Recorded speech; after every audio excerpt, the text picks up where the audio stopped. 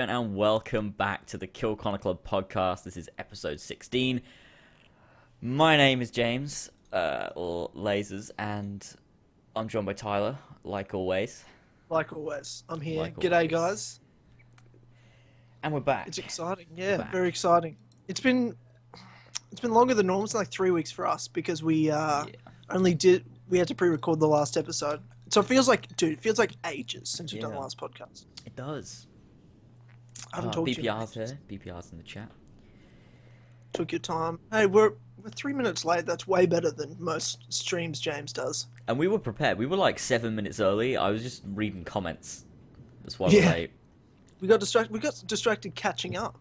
Yeah, we haven't had a date in ages. Like, for sure, relax, everyone. You know, just talking about being late to live streams. Yesterday, I was 2 hours and 15 minutes late to the live stream. Yeah, the 2 hours and 15 minutes you were late. Trust me, I know you were late. I was like, I'll get a coffee because it's late at night for me, and I'll stay up, and I'd stay up another 2 hours, and I was like, I fucking hate you. Oh, God. Jesus. Like, my God. But, and then you didn't even know what you were playing, so it was really good.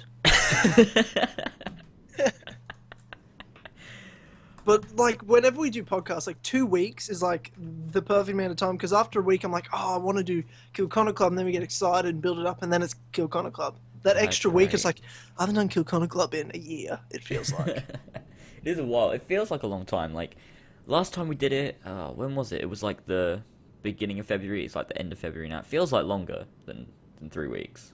Although 3 weeks is a long time, so... It is a long time. Yeah, it's literally because we recorded it at the normal time, but the week before to prepare. Mm-hmm. And then, put it out on iTunes early because we probably should promote that. Yeah, everyone, the iTunes is in the description. It's in this maze of links I have down there. You're just going to kind of find it. But yeah. Yeah, so... that reminds me. Kill Connor Club is now on my app. If you want to download my app, I think that's in the description somewhere as well. So you can listen to Kill Connor Club on the app now. That's a thing. I don't know. What? It's not in the description. Why is Your it? app. What? What? I'm gonna put it in there in a minute. But yeah, that's a thing. Yeah, no, I've got the app. I've got it on my iPad and on my phone. Oh my God, same. So be sure to download. Dude, I've been listening to your fucking parodies so much lately. It's because they're amazing. Oh my God, I fucking love them. Like I keep going back and forth between my favorite one. It's I have to go with Unite. I really do. But I love the song Pompeii and I fucking love Unite. But I do love Take a Stand is very close second. Yeah, I like Unite. I think Unite is probably my favorite, even though I hate Unity. I just love the parody. I think it's just. I feel like it's the best. It makes the game look so good, and it's like. I feel like it was the most professional one we've done, in a way. Like, I still love Defy, though. Defy is one of my favorites, just because that broke the... It was beautiful. Ceiling for you. Yeah, it was great. Like, it was the first one that got, like, really successful, and I was really proud of it, so I love that one. But Unite is fantastic. Yeah, I mean, what's everyone's favorite parody? Let us know in the comments right now. I'd love to hear, because... yeah, Unite is my favorite. Take a Stand. I also love The Hunter. That's up there. Very underrated parody. I think I was late to Defy. I think I'm not a big fan of the song as much. Like, what's the song? Counting Stars? Yeah. Yeah, see, I like your version better, but I wasn't a big fan of that song. But I love Pompeii. I love Bloodstream. And I didn't know the Take a Stand one, so I just know it as Take a Stand. Oh, yeah. Luke found it somewhere on the internet. He was searching for songs and he just found it. And he was like, this could work for parody. And I was like, okay, let's just do it. Yeah, it's like you said, the best part of Unity, I think, is a couple things. Like, because it's not the game. It's like your parody and Free Run for Justice are like the two greatest things to come out of Unity. Probably. And the two collide. Ooh. Let's leave that as, yeah. Yep. Ooh. Hint, hint, wink, wink. I don't know what you're talking about. I do have an announcement for that later as well. So I'm excited. Yeah, it'll be good.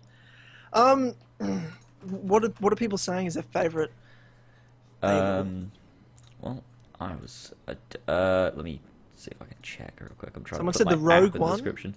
Okay. Abdul says Rogue, Okay. so The Rogue one. Favorite was Defy. Hunter.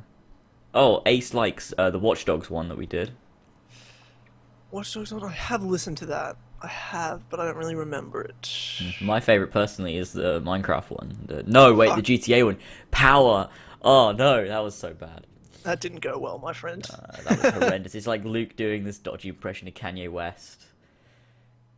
Yeah, that one was Oh, that's dodgy. amazing. We do have because Ace just said probably not AC since there's no AC news to talk about. There actually is. I've got not a whole bunch, but a few things. There's definitely a few. There's actually a lot. Like There's actually a lot more than you'd think. Of like Assassin's Ubisoft do a lot. They do like because there's not a game, but we've got the movie. There's AC Identity, which is Oh yeah, I forgot about that. but that's a thing. They released some book or something like called The Last Descendant or something. There's like Heard some about that. thing. I don't know, but that was a thing. As the Chronicles games, there's what else have they been doing? Well, Probably something. I think we should. Yeah, okay. So we'll get into. We'll get DLC. The DLC for Syndicate that comes out that's true, this totally. this coming week. 1st of March. Did they say like Tuesday? They I'd didn't. say? They haven't confirmed the date. They just said it was that week. Okay. The last Maharaja or something. What's it about? I don't really know, but I feel like it's going to involve. You're helping that prince. Yeah, I think it's going to involve somehow maybe the Koh-i-Noor from the Chronicles games, and they're just going to tie it into Syndicate. Like it's going to have no point. It's just going to be like a fun couple of missions. They're going to involve it into the Chronicles games, and that'll be it. Like I don't think it'll be too much, but I feel like that might be what it's about. But yeah. No, that's good. That'll be fun. I'm always keen. Syndicate's a fucking awesome game. Anytime they're adding, I like that they're adding some content to it yeah. more than because I thought, they'll do Jack the Ripper and that's it. And it's kind of like, oh, cool. I can kind of, because I always check back just to kind of do a bit of a run around when they add all the new season pass outfits and weapons. I'm like, oh, that's cool, just to check it out for an hour or something. And I like that there's just some content. And now I get 10 missions. It'll be probably like 3 hours. But that's I like that. Good. Like, I've paid the season pass. I like that. I'm just getting some more stuff I didn't really think about. Yeah. So that'll be fun. I am excited just for some Assassin's Creed to jump back into Syndicate. Really. Yeah, it'll be fun. BPR asked if we played Identity yet. I haven't played it. Are you gonna? Well, I mean, it's $3.99, and I mean that's not a lot of money, but for what it is and the fact that I'm probably not gonna play it, and I don't have a clue how to record my iPad screen to get it onto my computer, so I'm like, I don't even see the point. Like, I don't know whether I can be bothered, but I might do at some point. It'll be interesting, but it's not something that I'm like really like, oh, I got to play this because I mean, it's just Renaissance Italy with a few missions and customization and stuff. It's like doesn't like anything huge. No, yeah, I'm not gonna play it. I'm so like I'll play the Assassin's Creed full games, but I haven't played any of the Chronicles games, and I'm not gonna play any of the Chronicles games, and I'm not gonna play. Yeah, you shouldn't. I have no desire to. Like people that are buying it now that they're all out together, I'm like, I don't understand. I'm like, I have zero desire to get it. No, I regret buying them. I bought China was like the first one. And I got that with the season pass of Unity. So obviously I got that for free. Then India came out, and I was like, okay, they might have improved. I'll buy India, and that was only $7.99. So I was like, okay, fine. It's not that much money. I'll buy it. And it was terrible. It was it was like worse than throwing my money like on the ground and walking away from it. It was like because you don't just waste your money. You waste your money, and then you get this horrible experience that takes up time in your life, and it was horrible. And then I don't even know what compelled me to buy fucking Russia. Like, I played the beginning. I hope they never do that ever again. Yeah, they sound like awful games. And I definitely don't need any stress whilst playing a video game in my life at any point. Beginning of that, I can't be bothered to finish it. I'm never going to play it again. It's terrible. They're awful games. I downloaded it and then never played it, so I just deleted it off my hard drive. But I Yeah, had it. I like just never played it. the only thing the games were useful for was a useless cutscene at the end when you put in all the numbers. Yeah. Yeah, and even then, what was the cutscene? Stuff we already knew? Relax, guys, in the comments, yeah. But Spoil it! Oh my god, don't spoil it! Shut the fuck. We're spoiling it. It's fucking Chronicles. No one cares. it's not even a spoiler. Like it's the stupidest thing. Like you basically it. Fucking big deal. It's fucking Chronicles. I'm Yeah, sure it's you'll survive shit. from It's so spoilers, shit. okay? So just for... So Berg goes into some woman's office and he's like, "Hey, how's it going?" And then she's like, "I remember when you went through Shay's memories and found the box and all this." And then he's like, "I remember we this." He's like, they're basically like, you can tell that Ubisoft have quickly put in like a little bit of dialogue to recap because people might not have played Rogue. They're just like, he's like, "I remember when I found Shay's memories and uncovered the box," and it's like there's obviously dialogue in there to make it like fill in background information, but that's a thing. And then he goes to the Mexican scientist guy at Abstergo, from the one from Syndicate, who is like cutting people apart and shit, and he gives him the box, I think. Does he give him the box? I think he gives him the box. Yeah, I think so. And then the guy's like, "Oh, this will help us with another artifact that we found." And then he's like, "What are you doing?" And then he's like, "Project Phoenix," and then laughs and walks out the room. And which we know what it is anyway from Syndicate. We didn't exactly. It literally told us nothing. Yeah, it's pointless. I don't know, like I don't even know. What's the point? Because it doesn't give us any information and it doesn't add anything. It's just pointless. It's just like, why? What? I don't understand what he's even doing. Like, he's got the box, and how is that going to help him with another artifact they've uncovered? And how is that going to help Project Phoenix? Like, it's like they're just throwing words in there to make it seem like there's a thing, but it doesn't even make sense. It's like, look, I know what those words mean, but they don't mean anything together. Like, individually, you're just saying words, but they don't mean anything together. It's so stupid. Like, it's a word salad.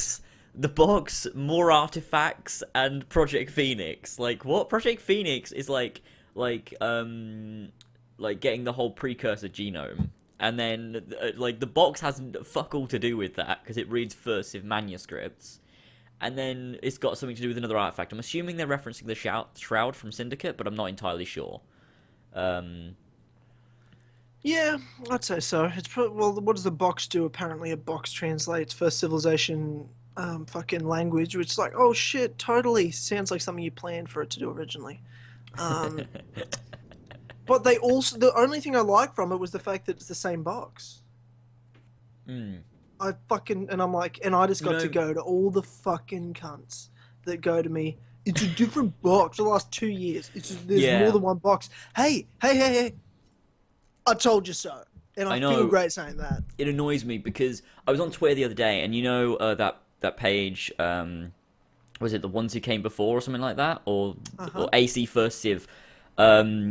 The guy that runs that column, he he tweeted out like, "Oh, I think there's 2 boxes in this," and I was like, "But there's not 2 boxes. It's the same box. Like, it's all Ezio's box." And he's like, "No, but they have different designs." I'm like, "But no, it's the same. Like, it is the same box." I have talked to him a couple of times about this. He and I have had a few discussions.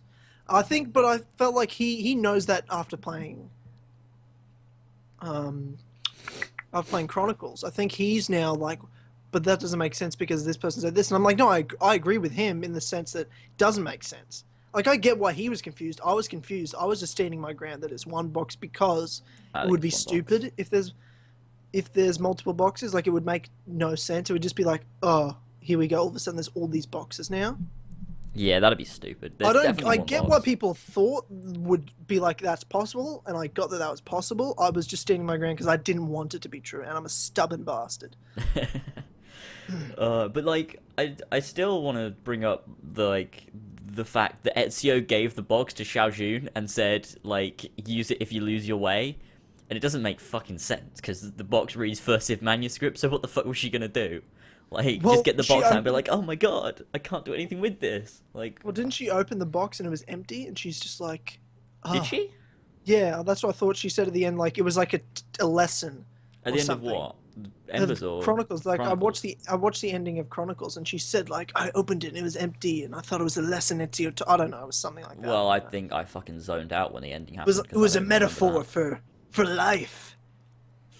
I don't know. Uh, I just don't know. yeah, I I don't, don't I know don't what know I either. don't know But what they're doing. But the box isn't empty though. The box has a thing in it, like a does big, it? a thing. Yeah, Jeez. it's a thing. Like it does a light But thing. remember, it's like it's incomplete. The box is incomplete or something. Yeah, it needs power source, which I believe is a Coin, or which wasn't mentioned until Chronicles India. So that's something they shoehorned in Almost there. like they're coming up with this as they go. Oh, I know what you're talking about. Ubisoft don't do that. Look, look, look. I think that is a perfect segue though for the fact that there is good signs at the moment for Assassin's Creed. Is it a And perfect segue? What? well, I'm saying because You we're like just talking flipped the about coin there. What was no, that? I feel like it's a perfect segue because Okay. you look at what we're talking about now. How there's no planning. It just seems ridiculous at the moment. For the last couple of years, it's been like there's no clear plan. It's fucking shit's just everywhere. But with a year off, Ubisoft confirming there's no Assassin's Creed this year. Now there's time. We are now Yes. in the perfect time for them to plan and do all this Well, shit. you know what they're going to do is they're going to spend this year promoting their other stuff, and then what they'll do is they'll give themselves 3 weeks before the release date of the next game, and they'll start development. Yeah, yeah. No, but I like giving themselves the whole of like it's basically they have 2 years, right, to make the next game. Like they've got to do something good, right? Well, they've been making it longer than two. You know, this year. This is because from what I understand, is the plan was to release Empire this year. They have now delayed it an Yeah. extra year. They've just delayed the game a year before announcing it because they want to give everyone the best chance in Mm. the team to really make Yes. it a great game. Like from my understanding, it was supposed to come out this year, but they've learnt their lesson. Yeah. And because remember the Syndicate sales are Mm. what really pushed this. So it Fuck's wasn't sake. until after Syndicate's release that they've decided this. So this isn't a thing that's been going on for a while. This is recent that this has been a Mm. decision. I believe at Ah, the end of but 2015. like, does this mean they're gonna get back on track, or does this like what are like? Are they still gonna release a really like mediocre game, but have better sales because they've delayed it, or are they actually going to try and improve? Like, I don't like. It's difficult to see them heading back and being like, okay, we need to reevaluate our story. We've got to we've got to have a direction with the modern day. We've got to like bring in Desmond's son. Like, it's really difficult to see them actually doing that. I mean, I don't. I think this is the perfect time. well, I think it's the They've got perfect time, but I just don't because see them doing it. well because every modern day is something that from what again this is I'm not in Ubisoft, but What are you talking about, being Tom? a Yes, you're not. person that my job is to know this stuff or to at least analyze this stuff, I feel Hmm. like I know what I'm talking about when it comes to Assassin's Creed, at least to a certain extent, Yeah. and its development. I feel like I'm somewhat reliable after all these years. Hmm. Um, from what I understand, is they don't. The development of modern day is the thing they actually do year to year.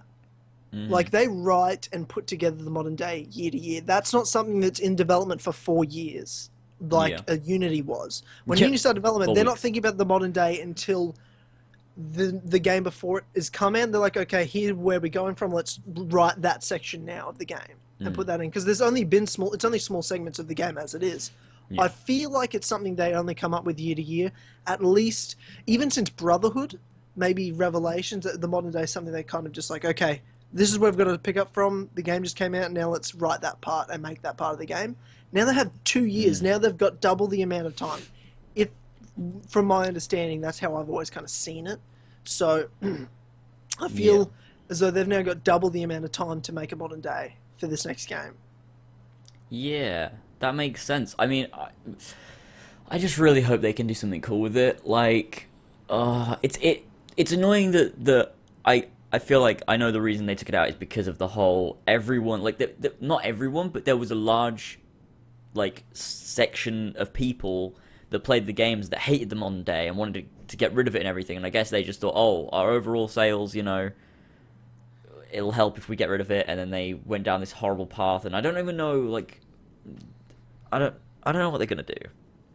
I can't even think, like, because they jump from how can they jump from Syndicate to suddenly having this like a playable modern day with like how it used to be? Like it's Why really not? difficult to imagine that. That's how I see it now, because we talked about this after Syndicate came out. Syndicate is the revelations of an era. That's the end. We are now starting again. We are starting fresh. Sure, there's some stuff. It's the same with after Assassin's Creed 3. Assassin's Creed 4 was the next step for the modern day, or well, it was the next cycle, which drop. Nothing fucking happened Trip. in, It was and a trip. the Tripped ball, over like a curb. yeah, it was bad, and now that's ended. This is the next one, but things from 3 carried over to 4, and so things from that cycle are going to carry over. Sure, exactly, but this is the start of something new, and I feel like they set that up with Desmond's son. They've got a response to it from the community, and now boom, here we are, with an hopefully way better new modern day. I hope so. I hope so. Like, for some reason, am really optimistic at the moment about it. We both were for Syndicate, though. Remember back, like No, we were both are you like, kidding no. me? I was Don't so you cynical. remember? Like, it was close before release. I think when we were like, no, what was it close before release? I don't remember, but I remember listening to a Kill Connor Club where we were like, look, the modern day could be good. They could be doing something good with this. We both had the whole thing like, oh, they could bring back Desmond or something like that. Like that was a huge hope that we had back in the Syndicate hype. Yeah, it was a thing. I remember that was a big theory of yours. You thought that was definitely going to happen. Yeah, okay, maybe I did say that. Just like you thought you were 100% sure there was going to be a game this year set in the Spanish Inquisition. No, I said if the game came out this year, that's when it'd be set. Wrong. As soon as they said there's no game this year, I'm like, well, okay. Of course there's not, because now they've had to say, there was a huge rumor that was shut down that the next game wouldn't be in the Spanish Inquisition. I'm like, yeah, of course it wouldn't be. If it's not coming out this year, it would not be. Yeah. There's not going to be. If there was a game this year, I would have expected it to relate to the movie, but there's no game, so there's no reason to relate anything to the movie. Which I talked about in The Truth this week. When I talked about the movie, I said, I do like that they're not relating to it, and I'm surprised they're not relating the game and movies together, as much like a direct story link, other than it's just being the universe. That kind of looks up. Like, I think that's a good thing. Because that'd be such a typical Ubisoft thing to do, to release a game related to the movie, but they're not doing that, so... I mean, there's a lot of things, like, they're not releasing a game this year, which gives them more time. They're not making a game related to the movie. Like, I don't know, I think... There's a lot of stuff that's like looking up. I mean, I was gonna say something. What was I gonna say? Oh yeah, the whole rumor about ACEmpire and there not being a game in 2016. Like that is like just the fact that they got that right. Does that make the entire rumor true? Like 100%. That's exactly what I was thinking. Sure. Empire's real. Like I can, in my view, like again, maybe we are 100% wrong, but the way I see it, Empire's confirmed. I'm happy. I'm happy to talk about Empire as the next game, 100%. Yeah, like that's really weird as well because it came out of 4chan. That's really unlikely, but that's fantastic because the guy said that there won't be a game in 2016, which is confirmed now. It's being made by the Black Flag team, which Ashraf Ismail has basically confirmed with all of his tweets, like just pointing towards the fact that he's working on the next Assassin's Creed game. We've got David McDevitt working on some kind of secret project, and he's been hinting at us for the last 18 months. He's got to be writing the next game, and I'm sure of it. I'm 100% sure of it. Yeah. So that means with the next game they're probably developing a new engine. I doubt it'll run on the Syndicate Unity engine. Considering they've got all this new gameplay that they're talking about, like the guy said, I don't like think the they whole. need to keep changing engines necessarily. Well, I hate the Unity Syndicate engine. You Like, you only hate it because it reminds you of Unity. You don't actually no, hate but it the engine. doesn't work. Like It does. With Syndicate wait, worked no, no, fine. no, What are you not talking not about? perfectly though. There's like something about it. Like with They've got another the 2 years now. It's gotten better, far better yeah, in Syndicate than it was. yeah, Like, it sure, has, but it just didn't. that's For me, it why. didn't feel finished. I just think something about it, like the free running, I, sometimes was clunky and like jittery and something like it didn't feel like it was flowing and like real. It kind of felt like I was making animations happen. Like I can't explain it, but I agree with you though. Like I agree with you, but by changing it, they've now got a new engine that they've got to start from scratch. This one, they're getting better. It's only going to get better. It's not going to get worse from here. I Like, suppose. But the Assassin's Creed 3, that engine was didn't have problems. Like I prefer Unity. I you didn't prefer. like that one though.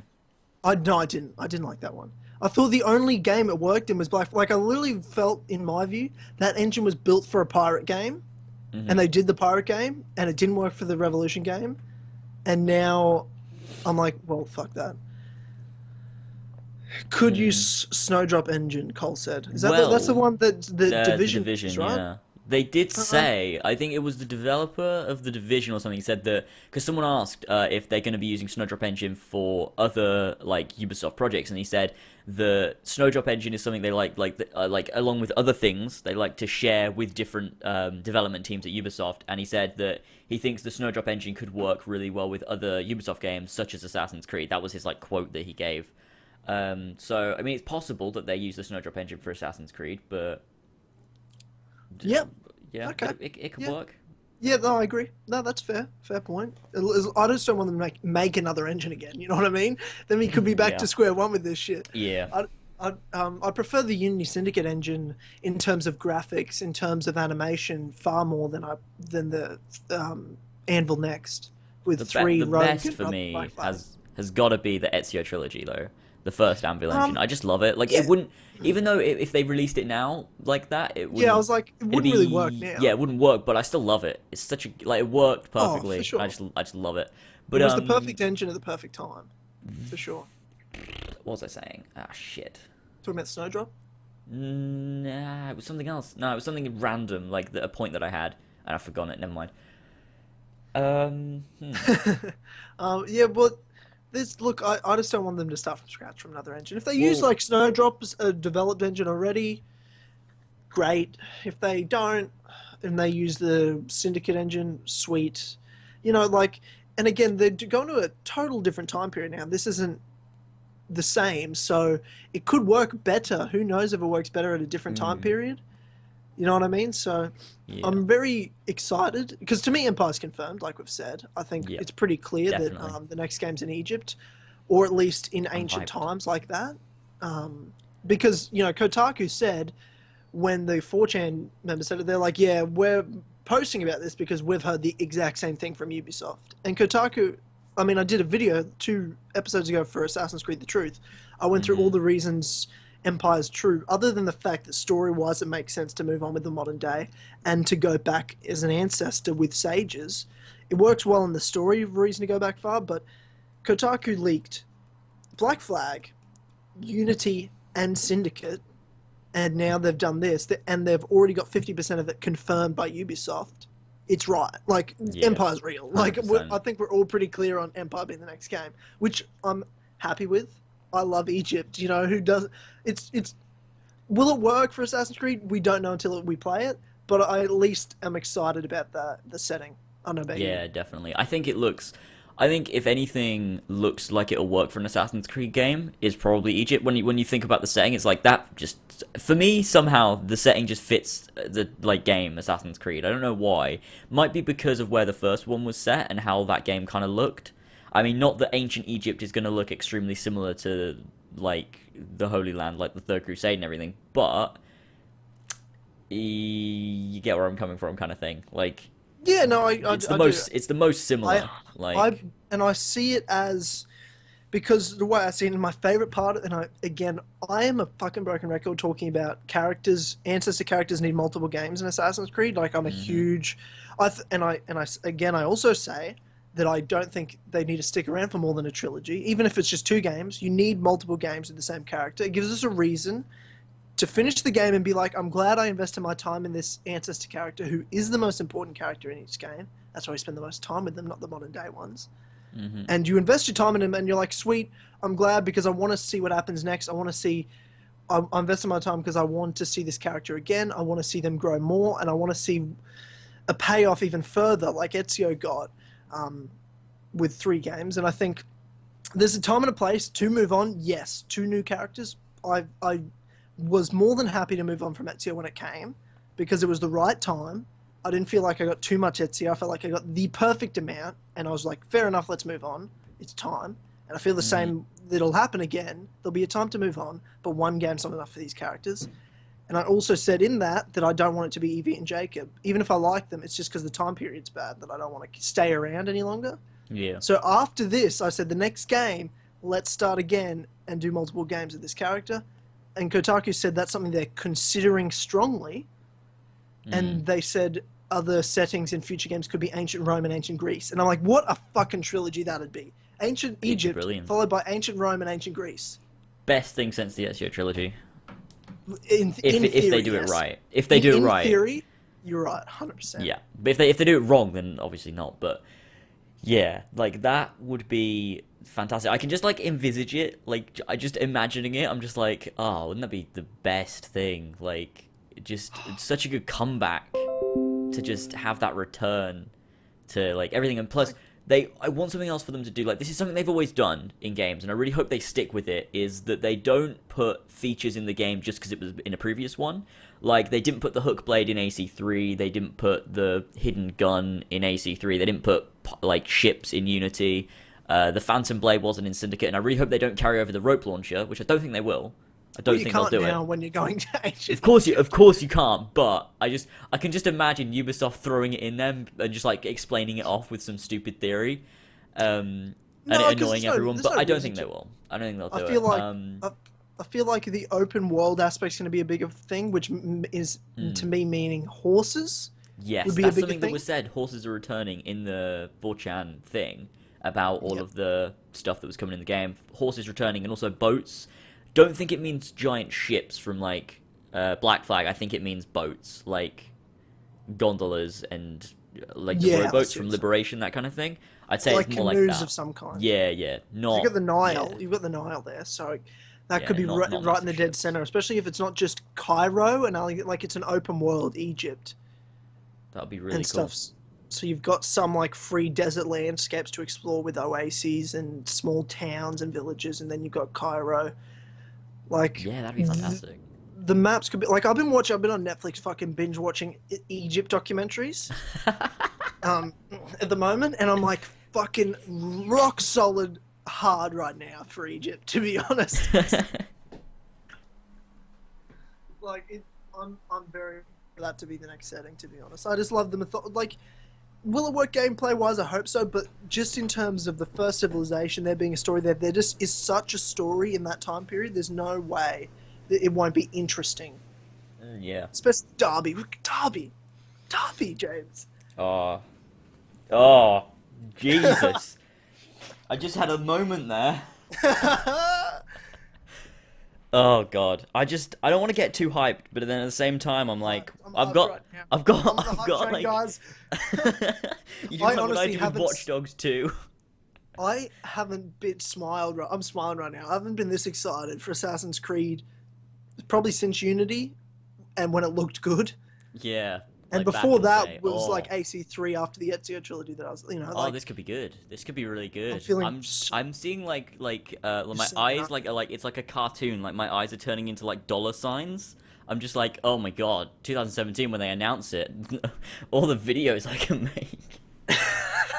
You're an asshole. But it's gonna be good. Like I think I reckon when we like, do you think we'll get anything until 2017? I think they'll completely lay off it. Do you think even get a teaser? Like maybe like the end of the year, like I think maybe E3 like this year. maybe I think like E3 this year. Do you think? Yeah, because Ubisoft are Ubisoft. But they love hype. With Assassin's Creed 2, they didn't announce that till 2009. We didn't know about it in 2008. They left it. But Assassin's Creed 2 was what before it became big. It wasn't big until 2 was out. Yeah. But they haven't done it with Watch Dogs. Like they haven't Yeah, announced but like a Watch Dogs again, 2. Oh, I Assassin's Creed suppose, is its yeah, own yeah. entity. Well, what Assassin's about Creed like is Assassin's Creed. Far Cry? Well, Far Cry. They don't announce that like years before it comes out. Again, man, like none of those are even close to the Oh, I hemisphere, suppose. to the atmosphere of Assassin's Creed money. Hmm. You know what I'm saying? Like, Yeah. to them, if they announce a new Assassin's Creed at E3 and they say at the end 2017, that to me, people just jizz at the fact that it's not coming out this year. You know what I mean? Like, Yeah. they just need to show a sick as pre-rendered demo and then fuck off and not show us anything until. Yeah, they could just do a teaser, like a really quick teaser, and then the next thing they could show, they could possibly.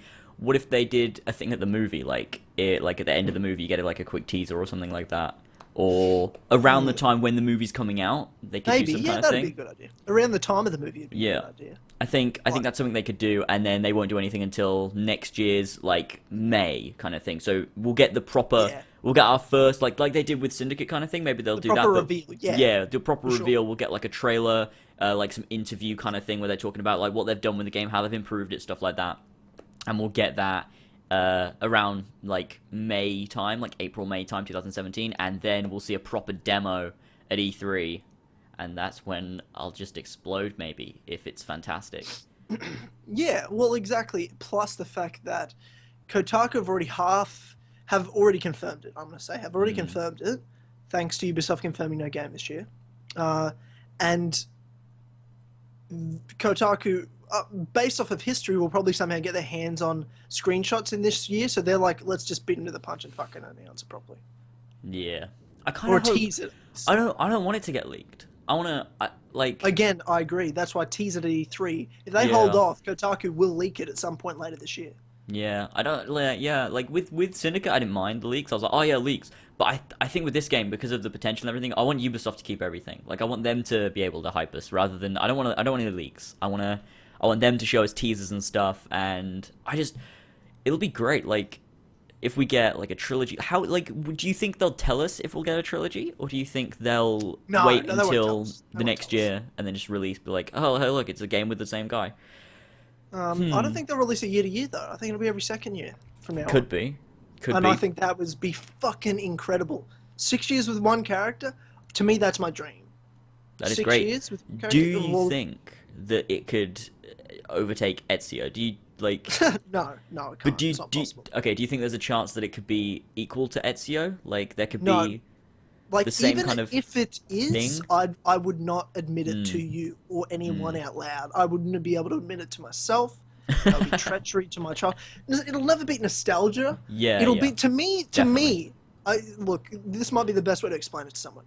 To me, what I'm hoping for is Empire to be the Force Awakens of Assassin's Creed. Yes, that For that makes hardcore sense. fans of Star Wars, nothing will beat the original trilogy. But this is the best thing since, and it's closest they're ever going to get to it.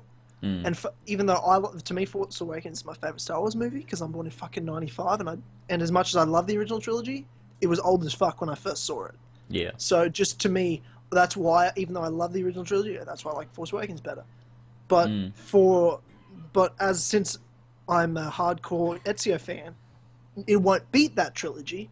But I'm hoping for the best thing since. But again, we haven't seen anything. All we know is the setting, but the setting sounds good. The concepts they're getting through their thick fucking heads sound really good. I don't want to say thick fucking heads. I love you, Ubisoft, if you pull this off. Please don't hate me forever. Yeah. Yeah. Does Tyler realize there are characters in gaming that are far better than Ezio? No, there's No. not. Absolutely wrong. What are you talking about? They're actually okay. No, there's not. There's ones that are really good and amazing. Maybe close. Master Chief, Sora, but not better than Ezio. Are you on drugs right now? What the fuck are you gonna talk? That fucking that COD main character from that one campaign was pretty Yeah. fucking good. Do you think that the new character, if they're going to do a trilogy, could become the new Fates of Assassin's Creed? Do you think there's a chance of them always Well, that's promoting what they Assassin's should Creed be with doing. that guy? That It's is what they difficult for should me do. to imagine No, that. I want them to, and I keep saying this again and again and again. I said this last. Can I link this video to you so you can put it in the description? because I made this Sure. last year, and I talked about the fact that when they did the whole 8-year anniversary of Assassin's Creed or whatever, and they sent out a poster, and and it Mm. had all the characters, but in the middle's Ezio, because he's still the poster boy. He's the one everyone Mm. knows about. Most of my friends don't play Assassin's Creed. The only person they know in Assassin's Creed is Ezio, because that's when they played it. They haven't played Yeah. one since, and they didn't play the first one. Like, my friends are the casual fans that played it when it was in its, it was a big thing, especially for Mm. me, because I'm their friend. And when I was telling them, you got to play this, you got to play this, you got to play this. Yeah.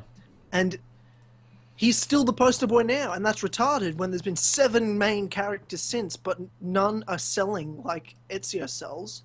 So, and to me, I'm like, that's not good. As much as I love Ezio, he shouldn't be the poster boy still. It's really not good for business if he is. Clearly, you're doing something wrong. Yeah. You know what I Definitely. mean? So I want there to be a new poster boy, because to me, if there's a new poster boy, that means they've got someone that's good and that sells, and they've got good shit happening right now. Mm. That's a good Yeah. sign. What To have a what new it, guy. what is Amir saying? He's saying like listing characters that he likes. He's got Joel from The Last of Us, Lara Croft. Lame. Those aren't better than Ezio. What are you on? How Lara Croft better than Ezio? What is wrong with you? Sahorse Lara said, let's hope that everyone in Empire doesn't have an English accent. What do you think? Yeah, well, I don't care. That affect. I do. I pisses would me off prefer with them to Unity. have accents from their culture, like I liked with Ezio Trilogy and even Assassin's Creed 1. I like that. I agree that it's better with accents, but I didn't. It bothered a lot of people. I do get that. I understand that. But I never was not that bothered by having English accents in French Revolution. I would have preferred them all to have French, but I think in the French Revolution it didn't matter as much, but imagine if they did it in Italian Renaissance, if everyone had an English accent. yeah, well, I think it's not that hard to just do what they did with Assassin's Creed 1. Yeah, I think, like, I just hate that I was wandering around revolutionary Paris, and you'd get a bloke, you'd hear his voice, he'd sound English, and then he'd fall from the sky. Oh, that's so funny. Unity. Oh, that's great. Fucking hate that game. Yeah, I don't. I definitely don't. I was playing it yesterday, and it was the worst I thing saw. ever. No, I was there. It was Oh no, I horrible. wasn't there when you played Unity. I was telling you to play Unity. No, I was I playing don't- Syndicate. I played I Unity really after don't. Syndicate. I don't think it's a good game, but I just don't hate it. I really do. just don't hate it. I do. Look, I remember being super mad at it. I do like. I will give it the fact that I like it better over time, because I don't remember quite how much I did hate it. Oh, I do. I definitely once. I used to went the want to kill opposite. it Like with a knife. I went the opposite way. Like when I played it, I was like, "Oh, this is alright. I'll give it a chance. Like it's an okay game." And then as I kind of played, like I gave it a 7.5 or something on my review or whatever. And 7.5. That is a bit high. I'd and probably then give like a 7. At I went most. through and I Maybe a kept going, 6. and now I'd probably give it a 3 or a 4. Because Yeah, see, I don't. It's really not. It's fuck not, off. look, it's not good. It's definitely. It's not like, oh, what a good game. It's I don't not understand that. actually. I'd give it a 3, yet I snapped it. I want to see what I'd do to a game that I give like a 1. Like what would I do to that? You wouldn't keep playing a 1. Yeah. But it's I'd only forget because it's about it. Assassin's Creed and you want, and it is a sacred thing to you. Oh, if So a Unity 3 yeah. wasn't Assassin's Creed, I wouldn't have finished that. Yeah, exactly. That's my point. And I don't know. Like I think again, I always say this to be fair to Unity, not to be fair to Unity, but to be fair to my terrible opinion of saying it's not that bad. It is because I loved the free roam, and doing the free roam for Justice series. Again, I love doing that. I have such fond memories of recording that and coming up with the Batman voice and doing all that shit, that for some reason, whenever I think of Unity, I don't think of the terrible time I had playing the campaign for the first time. I don't think of all the glitches that I did have. I don't think of the literally rage quit moments I had where I was red angry, yelling at the TV. I just think of making that. And that's a good thing. Yeah, when I think of that game, I remember my puddle of tears. Yeah, it's And- tough. See, with the difference is with AC3, I remember just playing it, finishing it, and just being like I played it non-stop. I just did not stop playing until I finished it, and then I was like, "Fuck, that character was so boring." Um, and I enjoyed the modern day part mostly, and then other than that, I was like, "That was pretty fucking shit." The rest of it, like the story was to me was just Yeah. bad. Gameplay worked, it was fine, but it was just I just didn't like the story at all. I didn't like the character at all, and Hmm. it hasn't changed. Whereas Unity, I think I loved the engine, but it didn't work. But when I don't know, updates happened, and when you just free roam around and you've got a fully upgraded character, it's just way easier to play. But when you start again and your character's weak as fuck, like it is just rage worthy Hmm. because you just die when you get shot once by a gun because they insta lock onto you and they'll heat seek you for some reason. I don't know. It's The just I feel game like it's just a kind of a broken ugh. record with Unity. Unity. Fight me. So annoying. Why does a game like that? When I play it, I played it yesterday, and it's like, everything takes so long to do. It's like the game's slowed down. Like all of the animations take forever to do anything. When he starts running, it takes forever to get like up to speed. Like the free running, he Real? locks onto the wrong things, and like you can't get in fucking windows. And the combat is like his sword slides around all over the place, and like to do a finishing kill, like the enemy that you're attacking will just snap into a position that fits the animation that you're trying to do, and it's like, oh, it's just so stupid. And then you put your sword through him, but it's just like the sword is phasing through him and like kind of lagging about in him. Like you can just see it sliding around. It's like that doesn't happen when you put a sword in someone. It looks stupid. All those things you listed, like some of those I agree with. Some of those I'm like, I don't. I like his running. I like all the animations and stuff. I don't like the combat look. I agree, combat looks pretty shit. Sometimes it looks alright, but most of the time it's not that great. It's like whenever you try to do a counter as well, the game like drops frames. Like whenever I do it, the game just slows itself down, just like lags, and I'm like, why? Yeah. Why? What the fuck? Like, Oh, it's so fucking hilarious. Oh god. oh, what else is on your list? Done. You're Fucking done. done? Oh, actually, I wanted to bring something up. I had this a minute ago. Um, do you think we'll get multiplayer in Empire?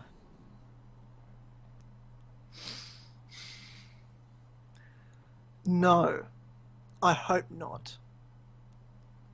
And Really? as much as like I loved the multiplayer back in the day, but I don't I'm just happy for them to never do multiplayer again or co-op or anything.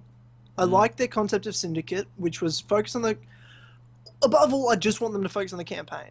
I will buy their game every time they make an Assassin's Creed as long as the campaigns are good. And I just don't want multiplayer or a co-op or anything to potentially ruin it Mm. with resources and Yeah. money and investment and time in development.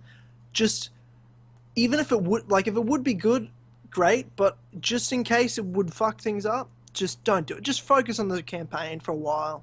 Maybe one day multiplayer can come back. But Mm. as much as I do love it, it was detrimental to potential for the games being bigger, being better. I'd just rather get the best campaign I've ever seen. Yeah. Yeah, I'd prefer that as well. Because at the end of the day, I play Assassin's Creed for the single player, not the multiplayer, so it's not a big deal. Like, if they put it in and it works and everything's still fine and great, but, yeah. Yeah, I agree. Yeah. Tyler, kill yourself. Seriously, making less content AC is good. Tyler, you are dumb. What the fuck are you talking about?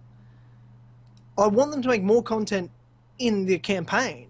Like, That's what I'm Assassin's saying, Creed you started fuck. off. And I want it Assassin's to Creed work. started off as I single don't want player, it to be so... a glitch, you fuck. Don't... What the fuck are you talking about?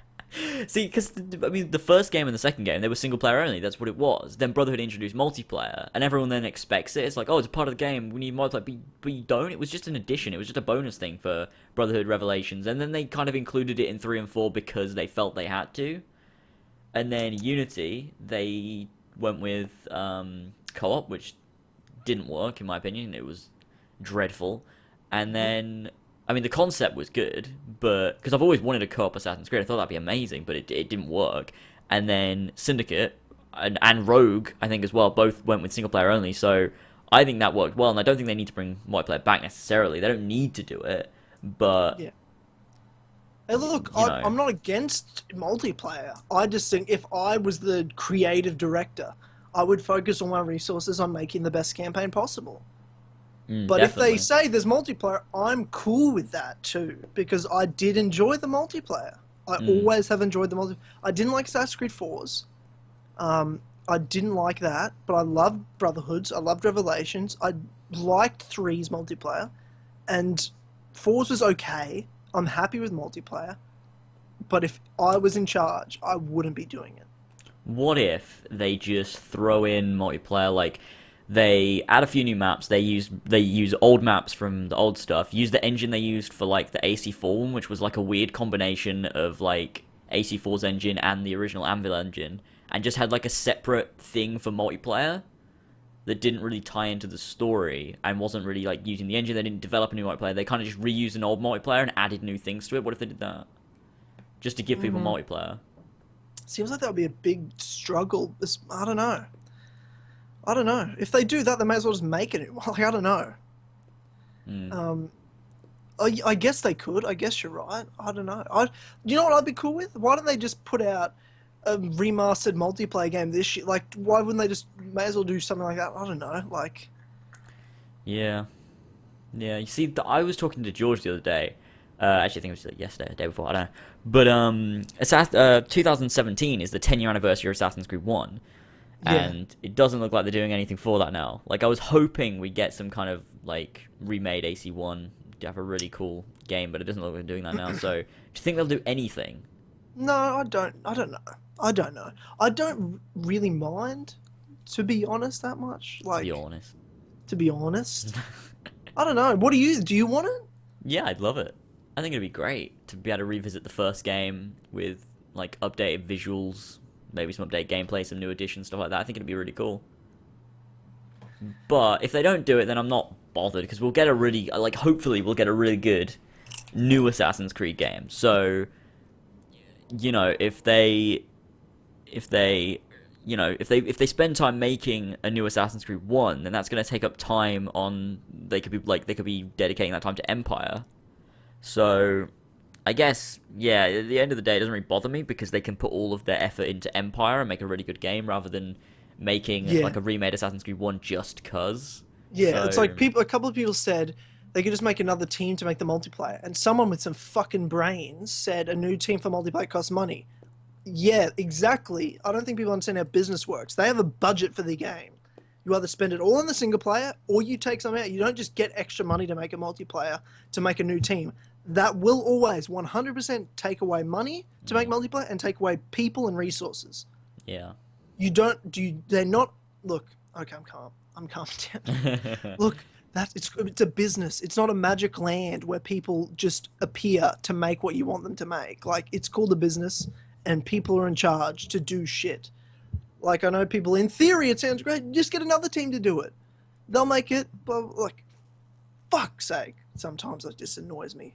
Nonsensical thinking right now. I'm not saying I don't Yeah. want multiplayer. I'm just saying it will take away from single player in some way because it has to, because it takes away money, it takes away people and time. Yeah, exactly. Like Amir said, multiplayer is such a cool thing. It extends the life of the game beyond the story mode. If you I agree dedicate, with you. I like it agree with does, you. but if you dedicate all the time to making a really good single player, then surely that should extend the life of the game. Like not maybe not as much as multiplayer because you can just kind of grind the fuck out of that for like months. But Yeah, sure. you could have they could put in loads more like side quests. They could put in like loads of like new features, loads of like things that go into the game because they've got to make the single player amazing. If they have a multiplayer, then they've got something to fall back on. So the single player doesn't have to be as good because they can go, oh well, we've got this multiplayer. So if the single player doesn't have enough stuff, there's a multiplayer here for you to play, and it's like that kind of thing. But if they don't have the multiplayer there, the whole game is riding on the single player. So they've got to make a really really good single player, which I think is a good thing. Yeah, I agree. Like again, I agree with the fact that multiplayer extends the life of the game. It totally does. And I agree with the thinking there because I like a game that has a longer extension of life. But that's something like Halo has a good multiplayer that'll extend it. as much as it's great if it had the multiplayer and it extended the life of the game, but I'd prefer personally just to have a Yeah. quality over quantity. Well, you did get like 1,000,000 lock missions in Halo 5, so you should be, Fuck um, off. you know. I mean, you I'm gonna fucking kill you. some quality chief missions in there. I mean, there wasn't a huge quantity of them, but you know, you got quality there with those 3 missions. You got some good cutscenes in the campaign. Oh Um, god. I've broken him. Oh My no. brain is broken. You've defeated me. Oh god. What if in Yeah. AC the assassins haven't invented the hidden blades yet? That's not going to happen. The first, oh, who was it that said it yesterday on my stream? The first use of the hidden blade was in something like 400 BC, 486 BC, in Persia or something like that. And I think ancient Egypt is set. What is it like? Is it 40 BC? Before that, man. Is it? If you're going back Oh to shit, the building, It's 15. It's 1500, isn't it? well, Is it's it? even before that, man. It could What be the 3000 fuck BC. is going on? Hold the fuck on. Ancient Egypt. But Look, they it won't get rid depends of the hidden it blade. depends what way you go with this because like I'm gonna sound like a fucking nerd here, but if you talk to a lot of modern geologists and engineers, they're making a lot of discoveries at the moment that looks like the Sphinx and the pyramids are fuckload older than we are taught growing up, right, You've been in watching a school. lot of documentaries, haven't you? Not documentary, man. Like there's a guy called Graham. What's his name? Graham Hancock. Graham Hancock. He's a writer and philosopher, and he's been working with a master builder and one of the world's leading geologists. They've made a lot of discoveries. He's what's it called? Fingerprints of the Gods. He's got one. He's an author. He's got another book coming out. Like he's amazing, and I'm trying to think of who he's been working with. They're making discoveries at the moment that could they've been working on things like global catastrophes, like end of the world events. They've been able to mark when things have happened in our history, when world-ending events have happened. And it's the last one they have on records 10 to 12,000 years ago. And the one before that could have been about in Australia, I think, was 30,000 years ago. Things like meteors and stuff, and they got evidence to say that it is possible pyramids are older than that. Not older than 30,000 years, but they were were from a previous human civilization. Ooh. Or the Sphinx was. I don't know. I'm forgetting the specifics of what they say is before, but they've got evidence that there was very intelligent human life that died out and started again. First Civ. Well, it kind of Assassin's is. Like, Creed, real life canon confirmed. I'm not an expert by any means, but these guys, if you Google Graham Hancock and you can look, there's a great podcast because one of my favorite podcasts, the Joe Rogan Experience. He talks to Graham Hancock and this geologist. I can't even get this geologist's name, but I can't find the names, but they do a 3-hour podcast and they go through. Yeah, so Graham Hancock and Randall Carlson, Joe Rogan Experience. If you type that into YouTube, it's 3 hours. It's one of the most interesting 3 hours of your fucking life, and you'll learn so much. Trust me, like it is amazing to hear what they talk about, and honestly, there's discoveries we're making and learning about our world that just totally goes against what we've thought and grown up with being told. That's so fucking weird. I think the Sphinx is the one they've dated the oldest, but I don't know, pyramids, yeah, I don't know, but all I'm saying is who knows how far back this game could be, because yeah, who the fuck makes a Sphinx and what even is that? It's like a cat, but it's not a cat. What the fuck is it? And how do you make that? What did the person do to make that? Did they like hack at it with a hammer? Like what the fuck? I don't know. I don't know, but I'd love to find out. Like a pyramid. What's the point of that thing? Well, that's again up for debate.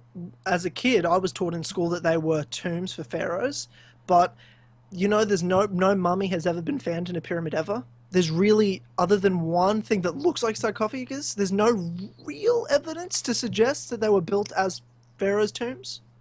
That's fucking random. I mean, why a massive triangle though? More than like they were really to track constellations and look at the stars. You can listen to this if you listen to this podcast. They do talk about I am gonna listen to that podcast because they talk about it now because it's so important that we don't look because of all the lights and how far we've gone in technology. We don't look at the stars anymore. And a civilization back that far really did look to the stars because they respected that it was world-ending. Things like meteors and comets are world-ending, and they're a real chance of hitting us. Like, we had a world-ending size asteroid that was bigger than the last one that ended, like, that would have been a huge catastrophe back 12,000 years ago. One passed us last Halloween, and it was as far away from us as the moon is from Earth. Oh, snap. And because NASA say they track things, but NASA only caught it about 3 weeks before. Oh, shit. It passed us.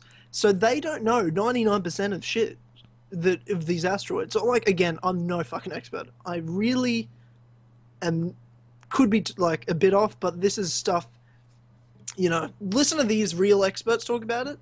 I highly recommend this. Graham Hancock, Randall Carlson on the Joe Rogan Experience podcast is the best 3 hours you'll ever spend. It's the best podcast I've ever listened to. That just one podcast episode. I'm gonna have to do that.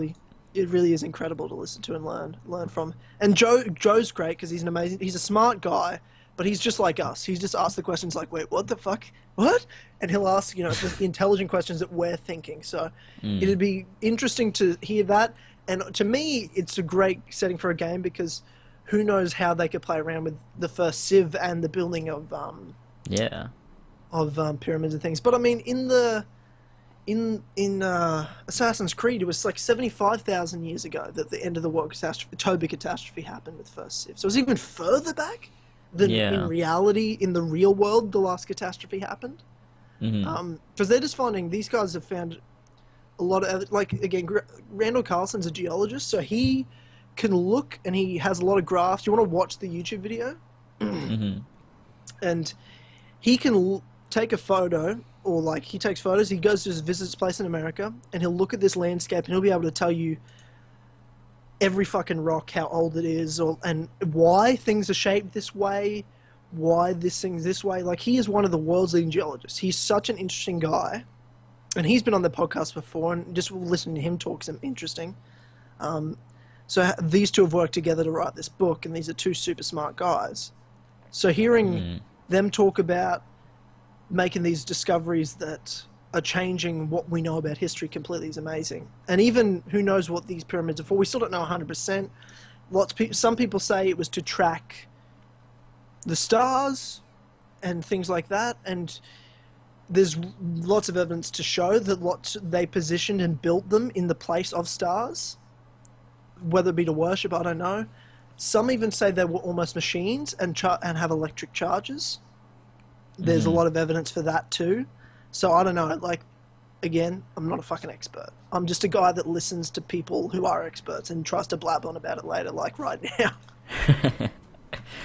That's really cool. Like, they could do a lot in Empire with like all the history, because there's not even like a lot that we know about. So like they could not saying make everything fictional, but there's a lot for them to like play around with. So it could be interesting, especially with like the first Civ and everything. Totally. Looks good. Like, I'm looking now, I've had it open for a bit, the ancient Egyptian like periods. We've got 3100 BC to around 330 BC. Like, there's a bunch of like different periods that happen in between, but it's all part of the ancient Egyptian period. So the latest is around 332 BC. 332 BC. Yeah. Well, even then, like, they can just retcon it and say, well, the Hidden Blade was used this year. Like, who fucking cares? Yeah. Well, they've said prior to this, they can make it up. Yeah, you've got to have it. Yeah, it was in like 486 BC was the first documented use of the Hidden Blade. So they can easily just throw it in like, oh, it was used, just wasn't documented about. So yeah. It'll be in it. They won't take the Hidden Blade out. It's like an iconic thing in Assassin's Creed. You can't take it out. Yeah. So it'll be in it. It's like not having a lightsaber in a Star Wars movie. Yeah, that'd be fucking weird. Well, with Jedi, it's like a Jedi not using a lightsaber. Oh yeah, yeah. But yeah, that's yeah. There's a lot of shit they could do, especially like with the whole the gods, not gods, first Civ. What are they based on again? Which gods is it? Is it Greek or Roman? What are they again? The Minerva, Juno. I always forget.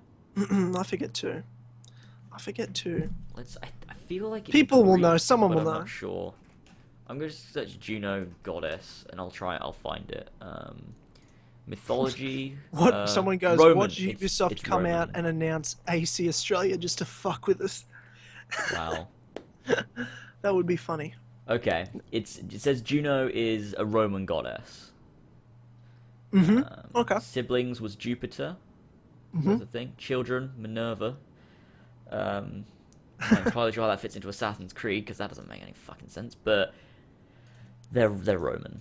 So if they possibly do a trilogy where they go to ancient Rome, then that could have more to do with the first Civ. Like, if the protagonist decides he wants to go in search of like finding more to do with the first civilization, he finds like their origins. Maybe they could do something like that because like back then a bunch of people would have like worshipped them, I guess, as like gods. So Yeah, everyone said Roman gods in the comments. so like in ancient Rome, everyone's going to be worshipping them as gods, and like.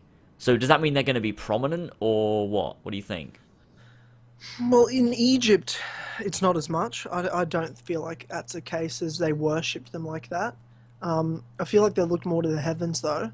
And I think you can definitely look to that as maybe the Egyptians knew more about the Toba catastrophe and the sun part. They could play around with that a lot. So there's definitely something there for a reason that the Egyptians were smart into looking, and knowing about the Toba catastrophe and the first civilization.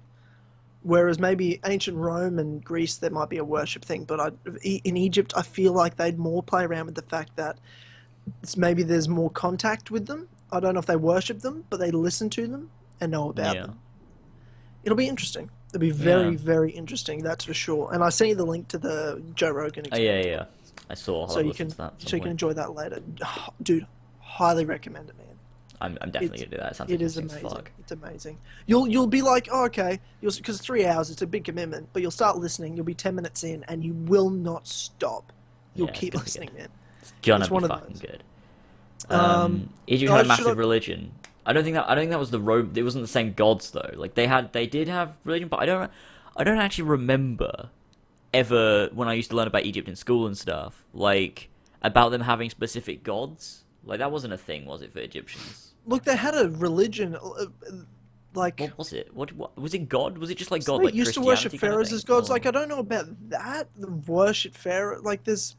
The thing about Egyptians is it's tough because there's a lot of stuff that we read about, but we don't know if that's real, if that makes sense. Like, there's so many different Egyptologists and even other historians that aren't Egyptologists that disagree with Egyptologists because they come in and look at it and like because sometimes you look in certain fields like an Egyptologist, for example, or I don't know, wherever, and they can be kind of stubborn and they've been taught this or they've learnt this, so they stick with it. So when other people like a geologist or a scientist come in and disagree and say, well, we've come in and we're looking at this and doesn't actually make sense. They're like, no. You know what I mean? Like, so there's definitely contradicting ideas of the Egyptians. So there's definitely room there to play around. Definitely room there to play around. Column said they worshipped cats. I don't know if they. I don't think they. There's a thing though. Like they loved cats. There's a thing about cats. Egyptians had a massive belief in the afterlife. Yeah, they definitely did. The afterlife's a huge thing. That's why they did the whole mummy They didn't even thing. They didn't have a word for death. It was called dawning. Oh, or that is dusking, creepy. That's creepy dawning as fuck, actually. or something. Yeah, I think it was the last thing because they had a thing. Yeah, there was no death to them. They could do some really cool like assassin tombs or something in Empire with Egypt. Imagine going like underground and like having all these like dimly lit tunnels and stuff, trying to find like the like stuff like they do in Assassin's Creed 2 with like the seals kind of thing. Yeah, That it would be really cool. Be really cool. There's a lot, man. It's just a lot. We've talked a lot about Assassin's Creed. More than I I know, thought. Jesus. There's supposed to be no news whatsoever, and we've talked about this. It's because there's so much speculation. It's because there's no news that we can talk about whatever the fuck we want. And we know it's Empire, so I'm happy to talk about this now because I Yeah. wasn't before. I didn't want to get balls deep into Egypt, Yeah. but when we What didn't if know for sure. what if it's not? What if they come out and it's like it's not Empire? Like Oh, I'm gonna be disappointed now. Like So what? am I. I can't think of a better I'm so setting. invested in it. I feel like it's right because of what the guy said. I just feel like it is right. But No, it is. It is. It is. yeah, but what if it's not? What if they come out and they're like, "Oh, it's But it is though. Japan." Like, it is. Like, what would you do? Like, what would your initial reaction be for them? Like, to the release trailer, like, announced trailer comes out, whatever, but it's like Japan or something, Oh, I'd be pissed. like 18th century Japan. Oh fuck. I don't think I'd buy it. I think Yeah, I'd quit. Like, I'm too invested in the Egypt thing now. If they came out with something else that wasn't equally as interesting, like 18th century Japan, I I'd be wouldn't even. pissed. I wouldn't even. I can't. I don't think I'd be in any way motivated to make videos on that or to I'd play agree. it. I'd be like, I'm just gonna give up. Like, I just can't be fucked. Like, I'll switch to something else. I'll switch to another genre, another game. I don't think I could be fucked with that. Yeah, But I agree. it'll be Egypt. It'll be Egypt. I'm like 99.9% sure it'll be Egypt. So am I. So am I. I agree. Like, I should be 100% because of all the information we've got, but But it's tough to be. yeah, because it's not if it's not confirmed, I can't be 100% sure, but I'm nearly there. Yeah. Yeah, I'm 99.99999% sure. Mm. Definitely. But yeah, Yeah, I probably wouldn't buy a Japan 18th century Japan setting. yeah, that wouldn't happen. Yeah. that'd be You horrible. guys would buy it, and you would make videos if that happened. Ace, No, I wouldn't. I don't know. I don't wouldn't. know. You would, James. Well, I think my initial reaction would be like, fuck this, and maybe eventually I'd be like, I guess I could do some stuff, but I wouldn't want to. Yeah, I know what you I'd mean. be doing it, like, with just, like, this lingering thought of, like, I could kill myself right now in the back of my mind. But I don't think they'll do that. I think it'll be Egypt. I think we've got ancient Egypt. I think that'll be what it is. And that's what I'm sticking with until I hear otherwise. But I won't hear otherwise. It's going to be ancient Egypt. It will be. Yeah. Yeah, it's ancient Egypt. I wouldn't worry. I'm not worried about it being anything else. Yeah.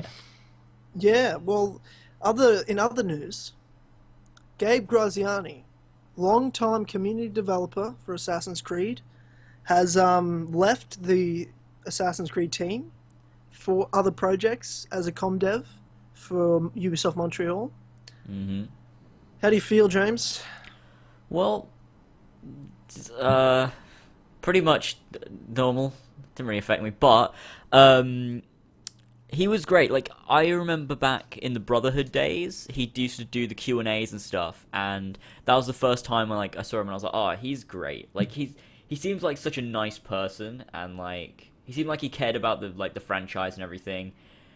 And yeah, it's sad to see him leave the AC community because he was such a great person in the community. But whatever he goes on to next, he's still working at Ubisoft. So whatever franchise he hops onto next, I'm sure it'll be great. So yeah, I agree. I'm sad. I was sad to hear the news. And I think talk about a trailblazer. I think in Gabe. Because look, I don't think I'd ever heard of a community developer as a person that I'd hear about from games until Gabe. yeah, Because he'd I actually agree. go out of the way to interact with the fans and to make it known that there is a guy that listens to us and that talks to us. He was like the guy we talk to. We know who to talk to when it comes to Assassin's Creed, and we had questions or queries or something. He was always a super positive guy to have in the community. No matter what, he was always had the positive attitude. Mm. And I'm sad to see him go. I'm glad he's still working for Ubisoft Montreal. But I mean, the stuff he did back in the early days, where he'd do the Q&As, videos for Assassin's Creed Brotherhood and Revelations, he'd really interact with us, and I felt like he helped grow the online community because there was a guy like that. The community Yeah. wouldn't be what it is without a guy like him being active with us and making us feel like we have a voice. And I think that we owe him a lot more than maybe we think. So I much respect to Gabe. I wish him all the best and good luck, and I can't thank him enough, really. Yeah, I agree. I agree with that. Cool. So can I make a little announcement or just Oh, um sure. yeah. If Okay. that's okay with you. Yeah, If you're yeah, okay yeah. with that. Go for it. Oh, just a little production update for season Zorigin for free run for Zorigin. Zero Origin for free run for justice. So tomorrow there is the release date announcement trailer Oh, coming out tomorrow, Monday, Justice 9:30. Monday. 9:30. It's always Justice Monday. So everything that comes out free run to justice related is Monday. So that'll start first proper trailer that'll give you a release date. It is later than maybe some of you would think for it being in production right now. But it's mainly because there's no Assassin's Creed this year, so I don't want it to be too long between seasons, you know what I mean? Mm-hmm. Like, Free Run for Justice isn't coming out in a week or anything. Like, it's going to be a little while. But in saying that, I'm like, in terms of recording, I'm like 90% finished. And then there's a lot of post-production. But it's like, I'd say like in overall production, it's a solid like 50% finished. The whole season, maybe even 60. So Snap. I've been fucking charging through it, and been writing, and with you, your co-writer James, as the co-writer, Yes. and it's looking fucking awesome. I can't wait. It's looking fucking awesome. So excited. Very excited, very excited. And there's a few little things, but yeah, the trailer will be out tomorrow, and it's classic Dark Knight, classic Batman. Oh, I'm so ready. Everyone go subscribe. The second link in the description is Tyler's channel if you're not already subscribed, so then you won't miss the trailer for Freedom for Justice Season's Origin. It's Origin.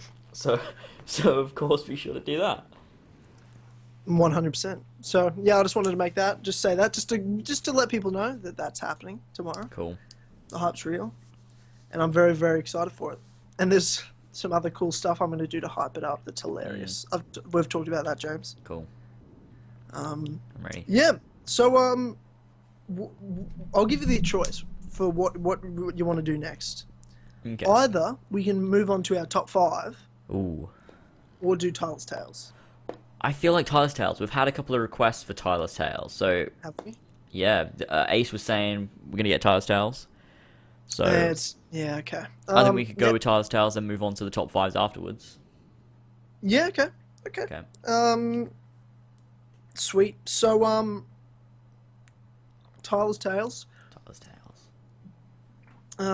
There's not as much, like, this is a short one. It's not Okay. like, this is the only problem I have with Tyler's Tales at the moment, is because I have a lot of stories, sure, but I've used all the ones that go for like, it's almost made an expectation of Tyler's Tales to be like 10 to 30 fucking minutes long.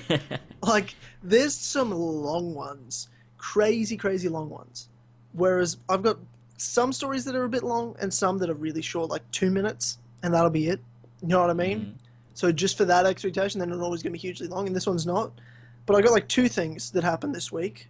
One was I did my first stand-up comedy show. Ah, yes. That happened this week. So I think it was, when was it? Wednesday night.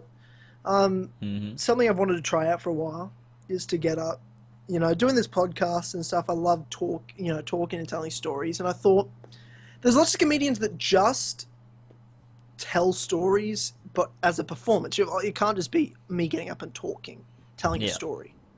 It's got to be a performance. You've got to have jokes in there and stuff.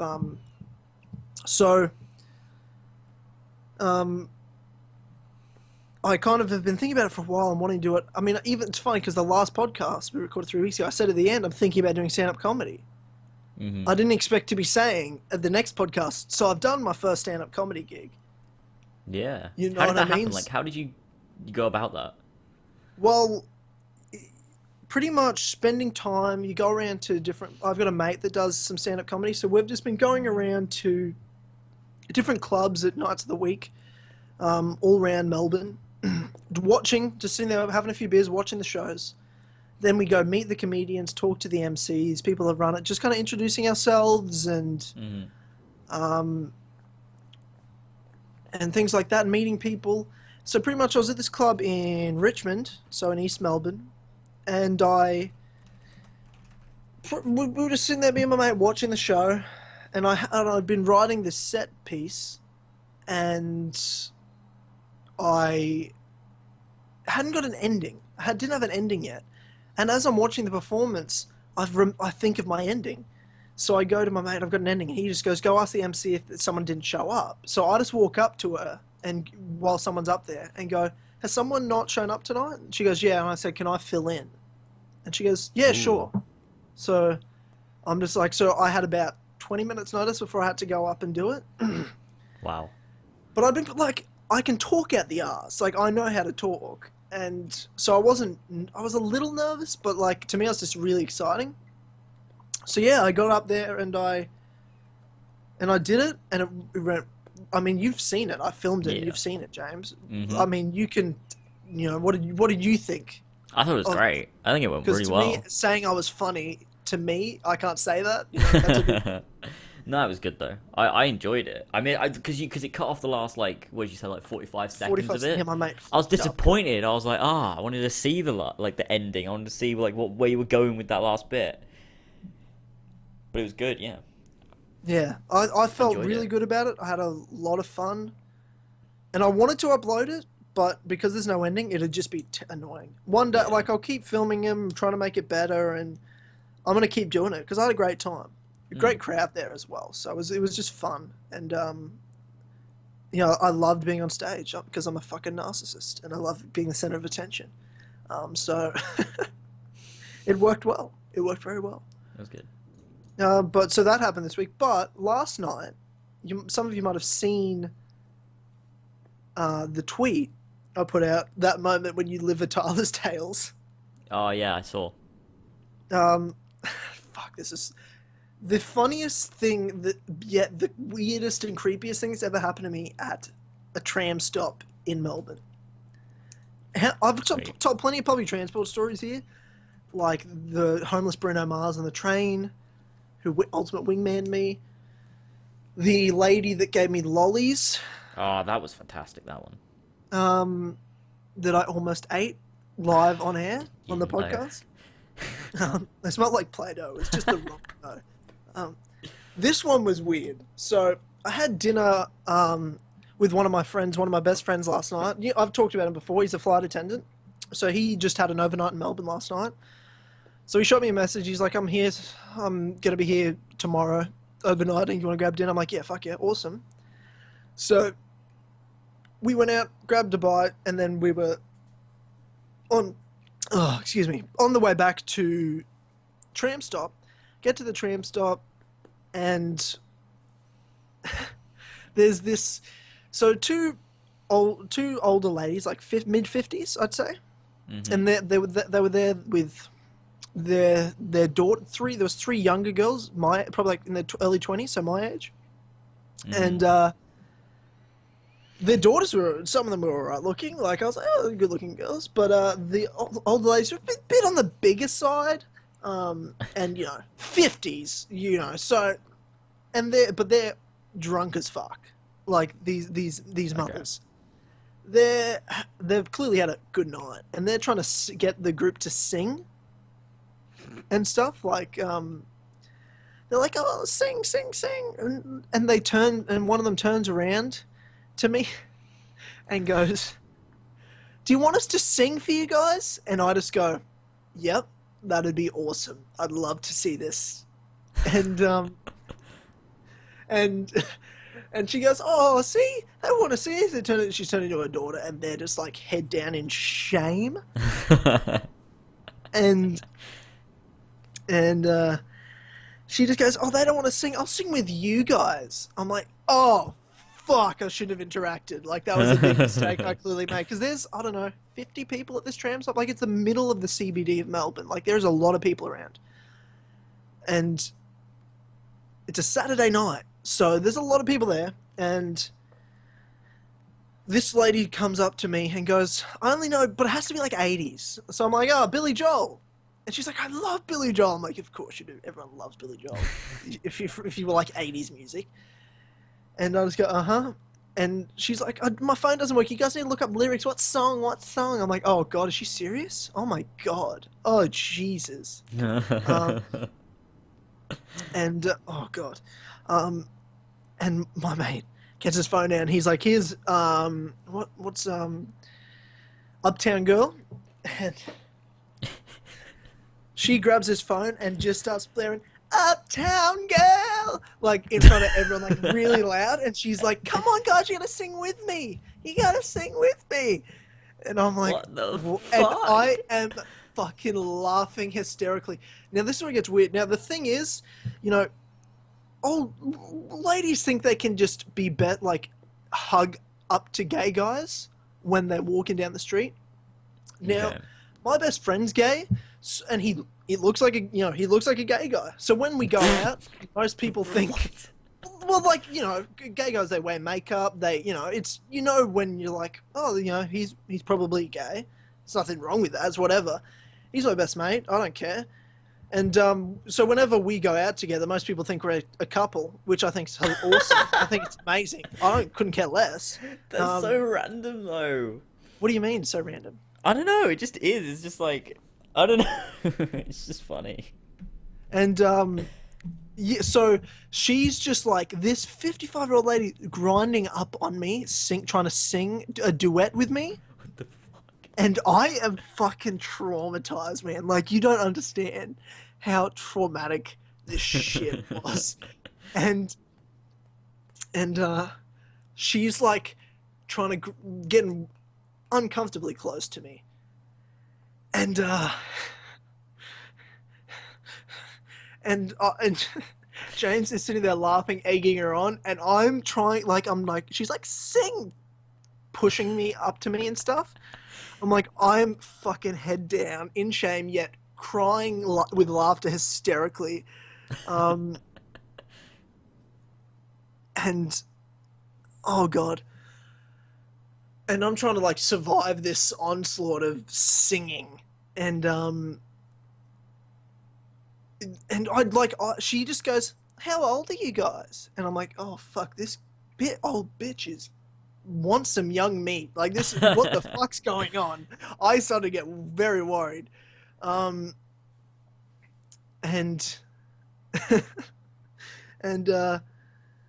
geez, I've lost. Yeah, it was very uncomfortable. And I just go, "I'm 20." She's like, "Oh, that's my." She seemed disappointed, and I'm like. And I was about to go hold my mate's hand and be like, "Oh, sorry, I'm gay." Like, I was trying to get out of this. But then I think to myself, she'll probably think then it's okay to keep grinding up on me. So I didn't do that because I'm like, that'd probably egg her on more to think, "We're gay, we'll have a great time. Let's dance." Fuck off. So I'm like, I'm sitting there like, oh God. And then the tram shows up. And she's like, "Oh, there's our tram.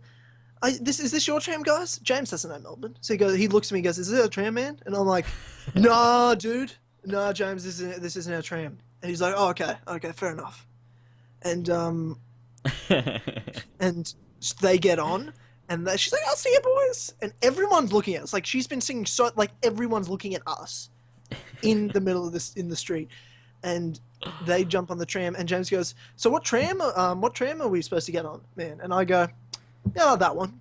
But he's like, "Well, why not? She was funny." And I'm like, "Hey, man, she wasn't grinding up on you. She was grinding up on me." And he's like, "Yeah, fair enough." And I'm like, "Dude, that was uncomfortable."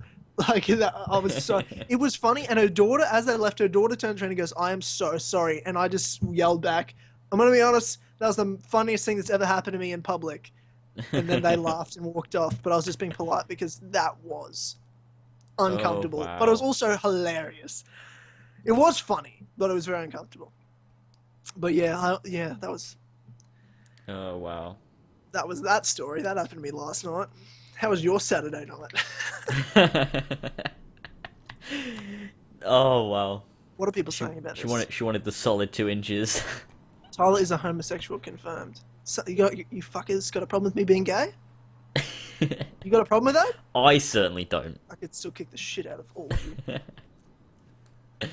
Oh, yeah. Oh, Don't that hurt was me, guys. fantastic. Don't hurt me with your words. She wanted the dynamite. Tell you what, at that moment, I was like, I wish I was gay. I wish I was gay. I wish I was gay. That was like all that was going through my head. I was like, this is too uncomfortable right now. Oh wow. That was beautiful. Yeah. That It wasn't a was long one, but fabulous. it was good. It was a quality good food. one. That was a Oh, good one. Melbourne public transport just never disappoints me. That's for Yeah, sure. every time you get Bruno Mars, methed up Bruno Mars, you get the lollipop woman. Didn't she also give you a calendar of like birds or something? She did give me an Australian bird calendar of 2016, and I gave it to my work colleague, and he gave it to his daughter because she likes birds. So That's the best. Why did she give you a calendar? she wasn't all there, man. She had a lot of those. She goes, "It's okay, I have like 5," and she opened a bag. She has like solidly 7 or 8 bird calendars. What the fuck? It's okay. I have like 5. It's like when you like with like Pokemon cards or something where you get like one that you've got Gotta catch 'em already. all. You're like, oh, don't worry, I've got like 5 of these ones. You can have it. Bird calendars. Yeah. Jesus, what the fuck? Fuck, I love my country. You drink a lot, and that's pretty clear. Oh my god. Wow. Yeah, Tyler has an interesting life. It's where the series came from. Yeah, I mean, I do shit, and weird shit happens. Like, I don't know. I don't know what to tell you. I don't know.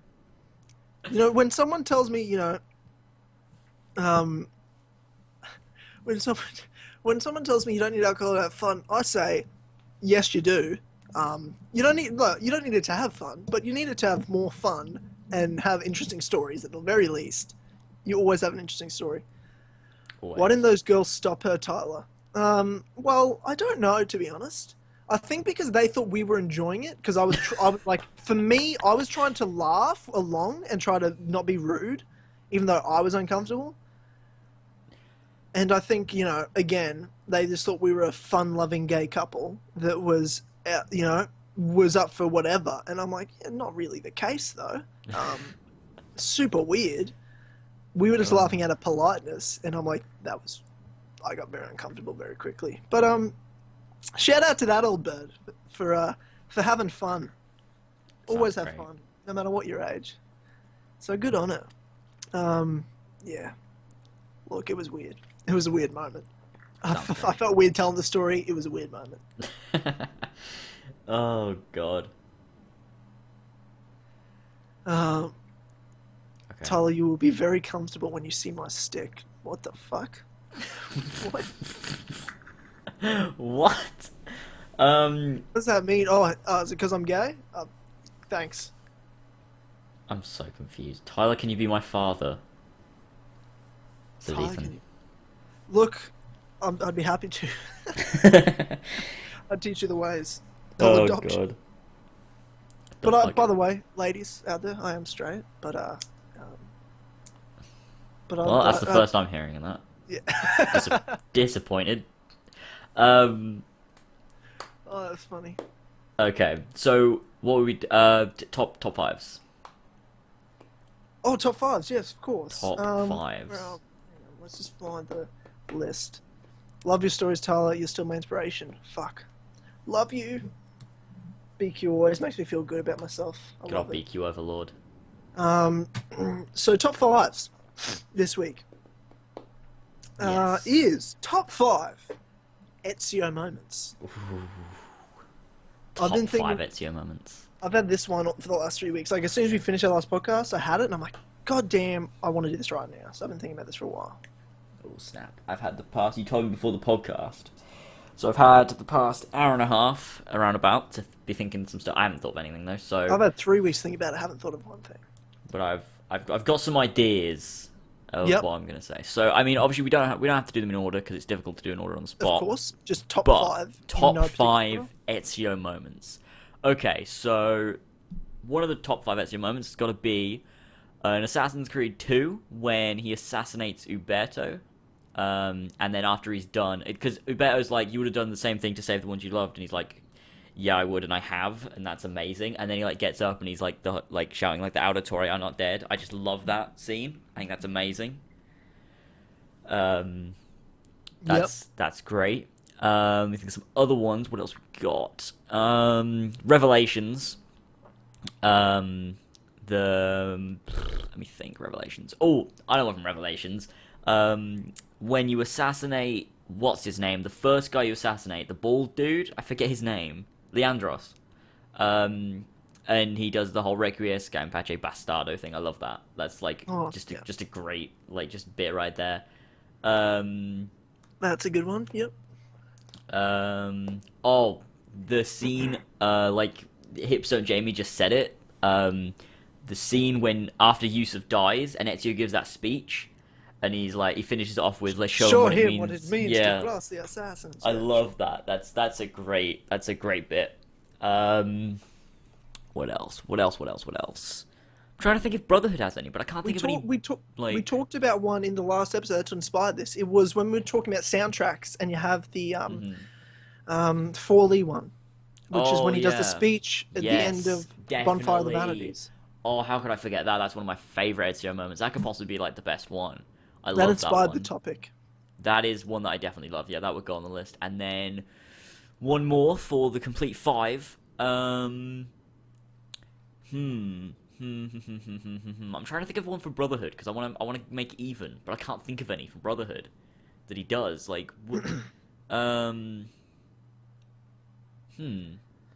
Oh, okay. Can I suggest for Brotherhood just to Go give you a ahead. nudge? You've got things like, even though it's not in Brotherhood timeline, you got the Christina missions, Ooh, and you yeah. also have things like it's not as much like epic moments, but it's like I feel like some of the Leonardo stuff is really cool, like just some really cool stuff. Mm. Um, and there's a few like I had one for Brotherhood. Uh, I felt like the you're right. Like, hang on, what? I don't know. Yeah, I don't, there's Ooh, Kennedy just said one. In Brotherhood, in the Da Vinci Disappearance DLC, when you encounter Duccio, and he makes a comment about Claudia working in the brothel, and Ezio just like punches him totally. straight in the face and like knocks him Oh, over. That is brilliant. one of the best Ezio moments. I love that. It's amazing. Yeah, I agree. Fucking love it. Loved when he punched each other in the face. It was funny. It was entertaining. It was classic Ezio, and it was just like fuck yeah, fuck Duccio. Just great. Yeah, Fuck that him was right in the great. ass. Fuck him right there. That'd be my list Solid. somewhat. And also, that reminded in Cole just said "Insieme per la vittoria," which Ooh, to yeah. me reminds me of when all the assassins gather at once at the end at the Yeah, gates of Brotherhood. Rome to Yeah. fight Cesare, and you have like Claudia's there as a master assassin, and all the guys are Ezio, there, Bartolomeo. and they all raise their swords, and then you bring all your assassins in if you Oh, it's want, and then you so have this good. big assassins versus Templars battles at the gates of Rome. That's got to be there. That's an amazing. Ah, that's fantastic. Because it's Oh not just god. even a scene; it's also you get to play that moment. Mm.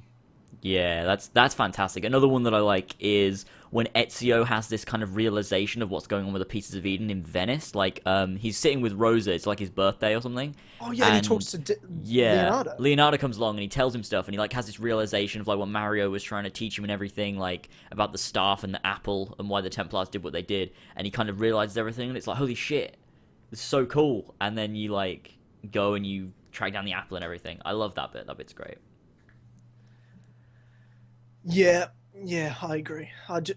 There's so many good ones. Like, this is not a top 5. This is just best Ezio moments. Yeah, we've lost the top 5 at this point. We've already gone past like 10. Yeah, there's too many. But that's why we love him. Like, I couldn't come up with the top 5 best. Top 5 Connor moments. I couldn't come up with Where one. is Charles Lee?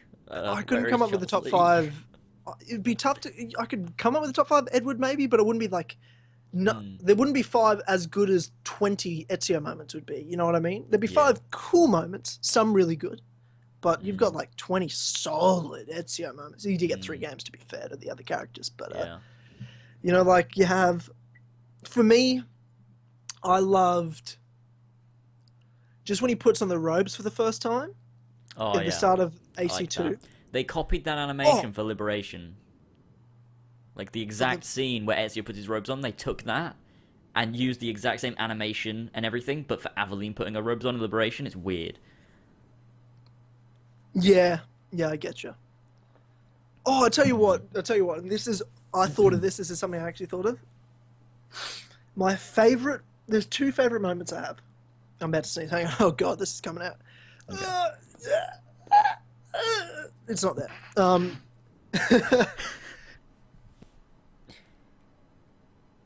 Muted the mic, so it didn't fucking destroy my mic. So it's the moment I fell in love with Assassin's Creed, and I remember it so well because it's still one of my favorite moments. And it's so early in the game that you shouldn't just fall in love with the game that quickly. But I was like, oh my God, this is the greatest game of all fucking time. Assassin's Creed 2, I know what you're gonna say. You know exactly what I'm gonna say. Yeah, I know. It is when he goes, and this is a great life we live. The best, may it never change us. Title opens for Assassin's Creed 2. Ezio's family plays. Love fucking that. fell in love with that shit instantly. It gives me shivers every single time. I love that bit. Like that. I agree. That's when that bit happened in Assassin's Creed 2. I think that's when I realized that I was like playing an amazing. I was like, this is gonna be good. I was like, this is just gonna be amazing. Like I can't wait. Like I can still remember because I think that's one point. There's certain points in games. And I think that's one in Assassin's Creed 2 where you can remember what it was like for the first time every time you play it, and like you whenever you see that bit or play through that bit, it's like I just like everything comes back, like the nostalgia and everything. It's like this. That scene is amazing. It is. Yeah, that gets me, and it still has the magic there. It still has just that little bit of magic there. Every time you play it, doesn't matter if it's 10 times, 20 times, it's still there. That little bit that reminds you of, wow, this is what it felt like for the first time. I knew as soon as I saw it, I was like, I'm playing something so special right now. I just knew it was so special as soon as I played it and saw that scene. And another one of my favorite moments of all time has to be the ending of Revelations. Yeah, definitely. And the speech that Ezio gave, and I'm like crying like a bitch. So that was amazing. That's got to be one of the best moments where he just realizes everything we know. He's like, I'm like, this is why it's so special, not just because of what he did, but he's the only one that got it. He got that he was what role he was playing. He got that it wasn't just about him. There's just this big role, and he realized his bigger role. He just had such a mind. It was so clear that his mind goes forward beyond himself. You know, us as people are so selfish that we're like, we don't really think about what life will be like after we're gone that much, because who fucking cares? And we think it's all about us, even not all the time. I'm just saying, like, in general, we can just be really selfish and think selfishly. He got it. He just got it. Oh no, that was great. I love the bit when he first walks into Altair's library and he's like, no books, no wisdom, and it's just Altair there, like on the chair. I love that bit. Yeah, and he just the whole ending. In Pace Altair. I was like, oh god, I never thought I'd hear that. He's just the best character. Like, he's just the best. He's fantastic. Give me characters that have moments like this many moments like this. I don't know who was saying, I can't remember who was saying before. Amir. Me that people are better than Ezio. I'm like, what character has this much special moments? Like, you just can't deny it for me. I know. Like, it's your opinion, but whatever. But don't fucking tell me I'm wrong when there's a good argument that he's an amazing character. You know, it's just he really is incredible. And yeah, and another one. Forget about Embers. That end monologue is. Oh. He was special until the last moment you saw him in Revelations, in a game, and in Embers when he died. Ezio was just he's amazing. Yeah. There's no character that's going to come in and top it. It's just there's no way. Because it's not going to be like, oh my god, I've fallen in love with it. This is a new franchise. Like, it was a new feeling that the Ezio trilogy gave you with the game, because it was a new game you'd never played before, really. Like, that felt different from one, and you can't recreate something that special. You know, when this franchise has gone on this long, there's never going to be a time where you re-fall in love in that way. It just can't happen. Yeah. You know, so it's one of those things. There's so many countless special moments of humorous, of the Christina missions and Brotherhood are amazing. They're emotional in so many different ways. I love that scene, one of the Christina missions where Christina's with someone else and Ezio, like, he like gambles or something, and Ezio goes and like finds him and he grabs him and like saves him, and then he like pushes him up against a wall and he's like, you better make sure that you like treat her right and everything. I love that. That's great. Yeah, I agree. I was just thinking that scene. All those missions are great. They're so well written, and super emotional. And you already had so many layers to Ezio, and that just added that extra one that you're like, oh fuck's sake, as if I wasn't balls deep enough in my Ezio love. You know, it's just he's just amazing. Yeah, fat. Oh, that was it's tough to do just 5 moments. I got 20 that I love and couldn't even order. Yeah, there's no way of ordering those. Ezio has too many great moments. So much fapping. Oh, it's great. It's great. Speaking of, to move on from top 5s, are you happy with the amount we've put in for Ezio moments? Do you have more? I don't know. There's just so many, like... There's certainly some, I'm sure we've missed a couple, but, like, we've got a lot. Yeah. There's a lot there. There's probably so many we've missed, and, like, I'll play Assassin's Creed, like, the Ezio trilogy, and I'll go through it, and I'll be like, that one, like, I forgot about it. There's just so many. It's so great. Yeah, I know, I agree. I think, so just think, in terms of Assassin's Creed, there's something that links to Assassin's Creed a lot, which is ancestry and ancestors. And I was in Brisbane a couple weeks ago, back home at my parents' place, and because my parents they're both turning 50 this year, so they're going to Paris in middle of the year sometime.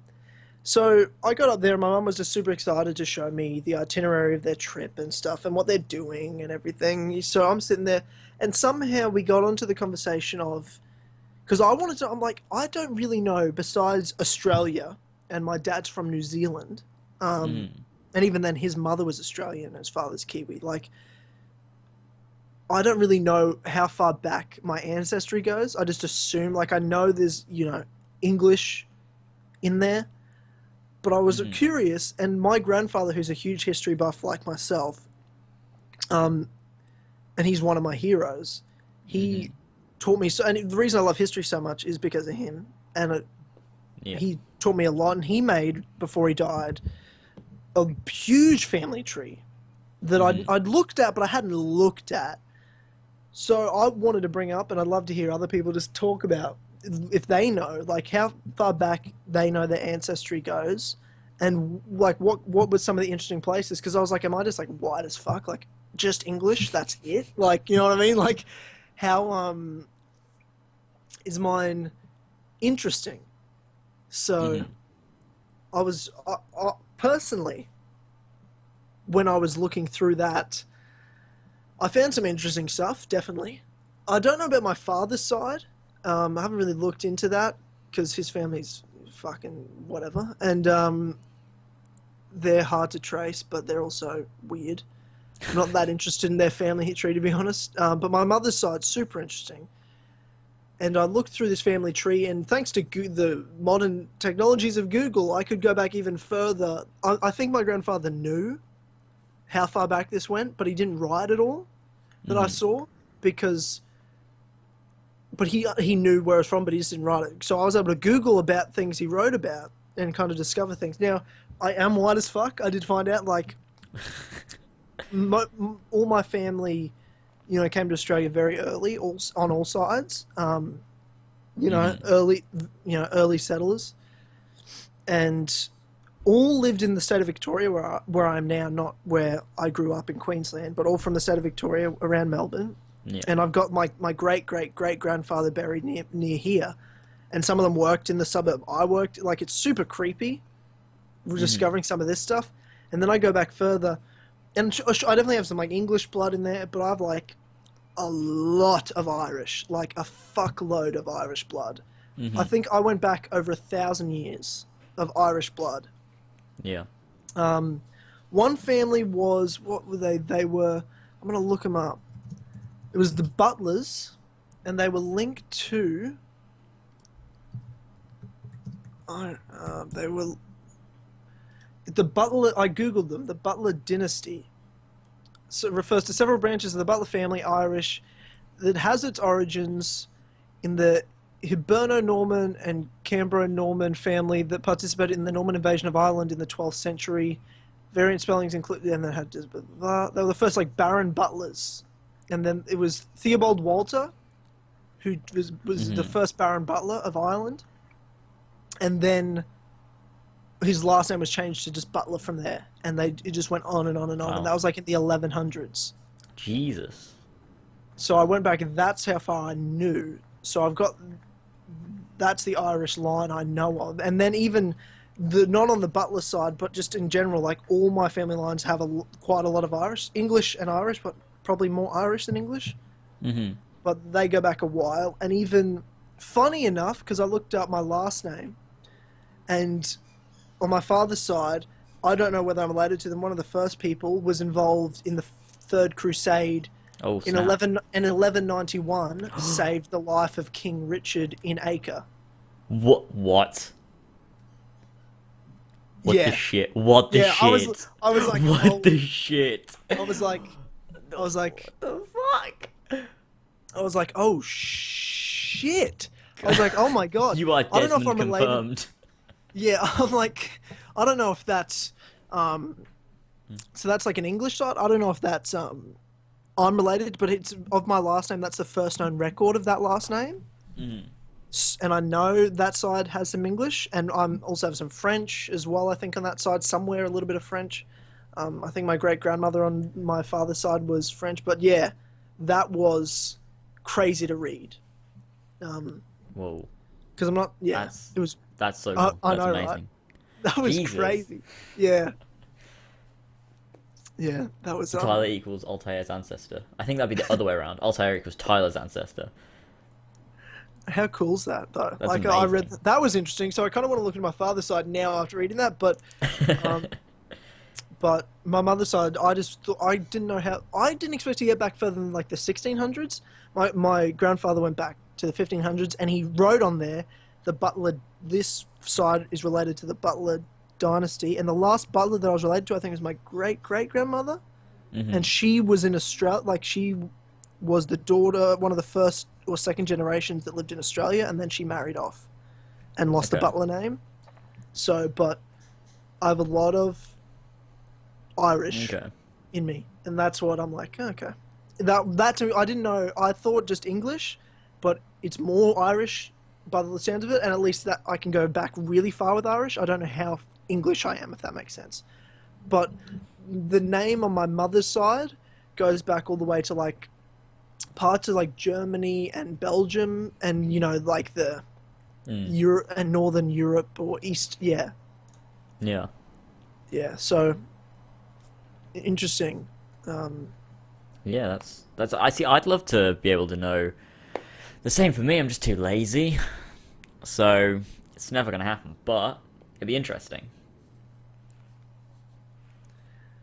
Yeah, I want to go back further and really know things, but it was crazy. Like my grandfather had wedding certificates from Hmm. in London and stuff of like the when the Irish and English side kind of came together and they moved to Australia. One of them. So I had marriage certificates from the 80. I have marriage certificates from the 1800s and stuff, and really That's early cool. 1800s, late 1700s and stuff like that, and birth certificates and like he found so much. So Wow. I want to do a trip to England and Ireland where I just get to go to the places my family's from. That's cool. That Um, sounds pretty damn cool. so that would be really interesting to have my own Assassin's Yeah. Creed journey that's real and personal. But That'd be like I cool. just want to bring that up because I have been reading all these comments because some people have some interesting ones. And it says, what, do you know how far you just English as fuck? Like No idea. I have you don't absolutely know no at idea. all. No. I don't know. Past like my grandparents, I have no idea. Really? Yeah, I've never You've bothered. not Nah. once asked, are we just Nah. English? I No. guess It that's never it never it never came into my mind. Like it was never something that I thought about, so I never really cared. I mean to it'd be be fair though, interesting, but you're yeah. also from England, which is an old fucking country, whereas I'm Yeah. from Australia, that's 200 years old. Yeah, so I'd It was assume settled that I'm 230 rather years ago. English. Yeah. Maybe See, slightly Irish, but I'd yeah, say somewhat English mostly. yeah, yeah. See, for me, it's something as an Australian that has to come up because at some point in a recent history, your family settled in this Mm. country. Like, it's not like you would have 1,000 years in the country I'm in right now, so I'm not really that interested. I don't think about it because I'm just like I'm English. I'm from England or Mm. American. I've been in well, America's not that old, but it's Yeah. 500 plus years. Whereas Australia was only settled in 1788 and was only federated in 1901 as a country. Mm. As a country, we're 115 years old. Yeah. So it's very young. So for me, naturally, it's something that comes up. Yeah, so that's Yeah. just something I thought because I think about based off Assassin's Creed, ancestry is such a cool thing, and it's something I've always known kind of, but I wanted to know exactly, and I just found some really interesting stuff. So for people that don't know, like you, James, maybe go out and have a look, and you might find something super interesting. Some I people have might some do cool that. ones, like BQ has someone, Patrick Seamus, something or other in the Crusades. That's interesting. Yeah, I think Crusades is an interesting time period. Like, there's a lot. Where's people's? I'm trying to go back and read. Someone has an Italian one. I wish I had an Italian ancestor. That'd be fucking awesome. That'd be great. Um, it'd be interesting. I just think it's super interesting. One of my ancestors It wrote a is. very famous book back in 1500s. Don't know what it is. Look into it. I'd like to know. I just would like to know. That'd be interesting. Wouldn't an animus be cool though? Like a real life animus. It Well, should be so interesting. it's not out of the realm of possibility not to have an animus, but to be able to read our DNA. Mm. Because I think that I don't think it's impossible to think that memories are locked away in our DNA. Because we're still Yeah, it could be understanding possible. DNA, and the fact that DNA, everything we see and do, in some way, shape, or form, is recorded into our brain. Mm. Whether we remember it or not, it's in the brain somewhere, subconsciously, Yeah. and it's recorded somewhere. And that DNA is passed on. Is it, if it's recorded in our DNA, it's not unlikely to think, and I think there's something that is a thing, that we have ancestor DNA and memories, or it's possible that that they have memories in there if they can discover how to read just memories of a person right now, like to read my old memories from me. Yeah. They could then kind of like it's very very long way off, Yeah. But but it's yeah, something it's that's a thing. it's a possibility. Like in the future somewhere, it could be a thing that could definitely happen. Like it'd be cool. It'd be really great. Like think how interesting that would be and how much you could like learn if it were possible to be able to do those kinds of things. Like Oh, exactly. it'd be great. Oh, exactly. Like we'd really know the truth about so many questions. It'd be amazing. Like someone surely related to, like someone who saw like Jesus or Muhammad or, you know, Noah, or not Noah, but like fucking Abraham or some or shit. like George Bush on the 11th of September 2001. I don't.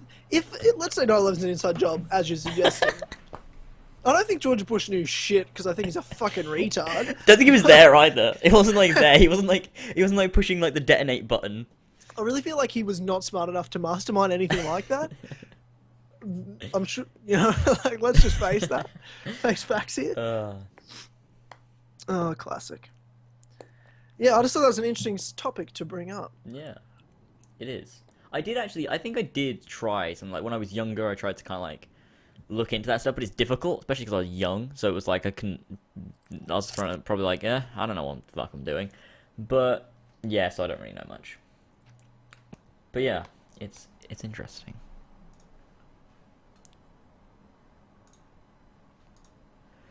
Did the call die?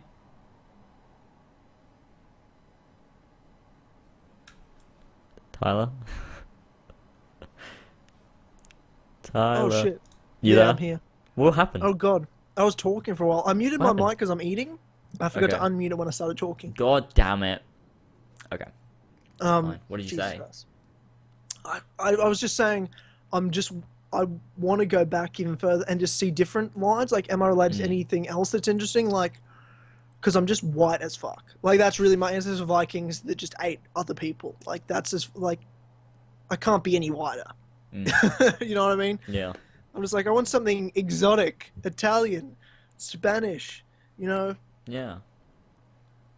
Roman, Egyptian. No, I have nothing like that. Tyler, I just realised my ancestor in the Crusades went rogue from duty. I hope he didn't assassinate your ancestor. I'm sorry if he did. I don't give a fuck if he did. I'm here. He obviously reproduced on time. I don't give a fuck. On time. I speak Polish, but not Hebrew, so every time I speak to my grandparents, they speak with Hebrew expletives. They hate me. Your grandparents hate you. I feel sorry for you, bro. I'm so confused, though. What? What about AC5 in Slovakia? In Czechoslovakia? I'm good. Nah, I'd prefer not. AC5? What if we get an AC5?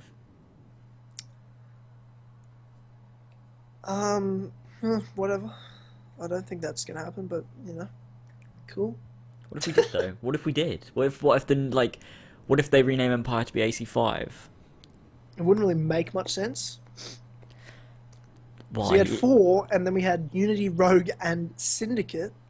Yeah. Well, we had Brotherhood Revelations before AC3. Yeah, but they were one. They were one. Yeah. Like, it doesn't make sense anymore doesn't of what make numbers sense, mean. but like, numbers who don't knows? make sense. Maybe the numbers. Yeah, I don't know.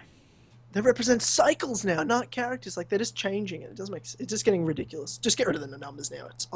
I like the numbers, but you've confused me now. Yeah. Yeah. What's another topic? Okay. So this is something that's come up, is something motivation. Okay.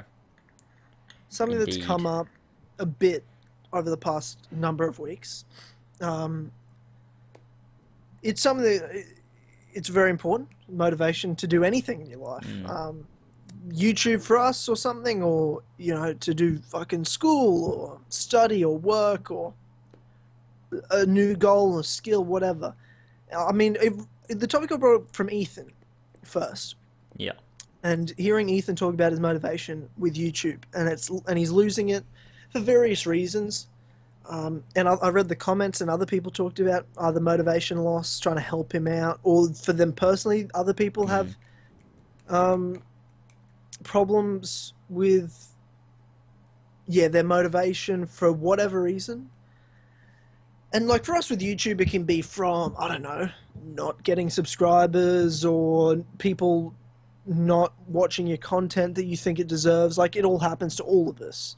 And, you know, I mean, for just specifically Ethan, you know, I talked to him privately about stuff, but I mean, I wanted to just talk about in general because it's not just in Ethan's situation, but even outside Ethan's situation, ways that can help with motivation or things that can just, I don't know, what do you do, James, when you're not motivated? What do you do to keep yourself motivated, to really stay working hard, and to have the work ethic you do? Well, what I do is I turn on the Xbox, I put in Assassin's Creed Unity, put in a couple of hours of gameplay, and I'm good to go. No, what do I do? I don't know, because it happens every so often. Like, I suppose it was a lot of 2015 after Unity and everything. I kind of felt like, ugh, can't be bothered. Because I mean, the whole of 2014, I like my chat, like talking like in terms of my channel went from like 1,000 subscribers to like 9,000, and then in 2015 it went from like 9,000 to like 11,000, and it's just kind of like it's just it doesn't give you motivation when things like that happen, and I don't know what I do. I guess eventually it just happens. I'm just kind of like, okay, I'm motivated, let's do this. But I guess I kind of think about back when I had like 1,000 subscribers or whatever, and like the views and what I got then, and how much better it is now and everything. And it's kind of like, well, I shouldn't not be motivated, because I've got a lot of like support and everything, and like people here, and everyone like loves my content and stuff, and it's just great. So it's like, you know what, let's just make content and just do it, and you know, I'll get something good out of it. So I don't know, I suppose that's what I do. Like, streaming always helps because there's people actually interacting with you at the time. It's like, oh yeah, I've got all these people, this is really cool. And I don't know. Yeah, I don't necessarily have a set thing I do to regain motivation, but Do you feel like, though, as well, doing things just even because things in your life yeah. that can help with YouTube, like, because the thing is, like you said, if you lose motivation in YouTube, you do this and that. But do you find also that by just having a healthy, doing other things in your life then helps YouTube indirectly? Possibly. If that makes sense? Yeah, Like I think so. Maybe. So having healthy, I don't know, relationships or doing something different can help you keep motivated in life, because it's not just about being motivated particularly for YouTube, but you keep motivated in life, and that then helps YouTube, if that makes sense. Yeah, I guess just if I don't know. No, I don't know. I feel like it's important to talk about, because for me, there's a lot of things. There's a lot of things that I do, and things can be, and it's so easy to just, and it's even partly like, you know, motivation. Lack of motivation can be parts of things like, I don't know, don't get too dark or whatever, but things like depression can come out of lack of motivation, or just being a bit down a bit. And there's a lot of ways to not prevent it, but to just help work through things like that. And I feel like it's important to talk about, because just watching Ethan made me feel bad. Like, I was like, you know, he's my friend. I don't want him. And this isn't specifically about Ethan's situation, because to me it's overall. Yeah. But it was something that made me think a lot about, well, how do I stay motivated? Or how do I keep motivated? And how do I stay positive? And how do I keep, you know, driven with things? And, you know, Ethan just goes, oh, I don't cut myself off. No, I know. I'm not talking about you particularly. I'm just saying you brought up the topic in my head, because there are people that I'm sure listen to this and have at some point been depressed. I've been depressed in my life. It's happened. You know, I've had people close to me be depressed and still are. You know, it's something, but it's about, I think, doing things in life, keeping a healthy lifestyle, and that I'm talking about your personal relationships with other people. It can be doing a fucking skill. It can be exercising, eating better. Just little things in life help you with every other aspect of it. If you have good friends that are good people, every other aspect of your life gets better. And that includes me with YouTube. Like, I do, I enjoy going to work better if I'm enjoying YouTube, and I'm enjoying my friends, and I'm enjoying university, and things like learning a new skill, like doing stand-up comedy. When I want to do something, I fucking do it. If that like, I've always been a driven person, even when I've gone through tough times that I haven't been motivated, or I've been a little down. Like, I had a time a couple of years ago, it was the toughest time for me, because I've never been mentally, you know, drained like I was.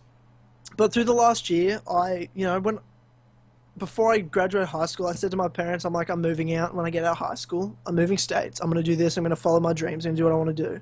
I did that, and that helps motivate. When you accomplish something, it just helps you mentally, and it helps with every aspect of your life. When I go to the gym and I exercise, it's something little, but it just mentally helps you.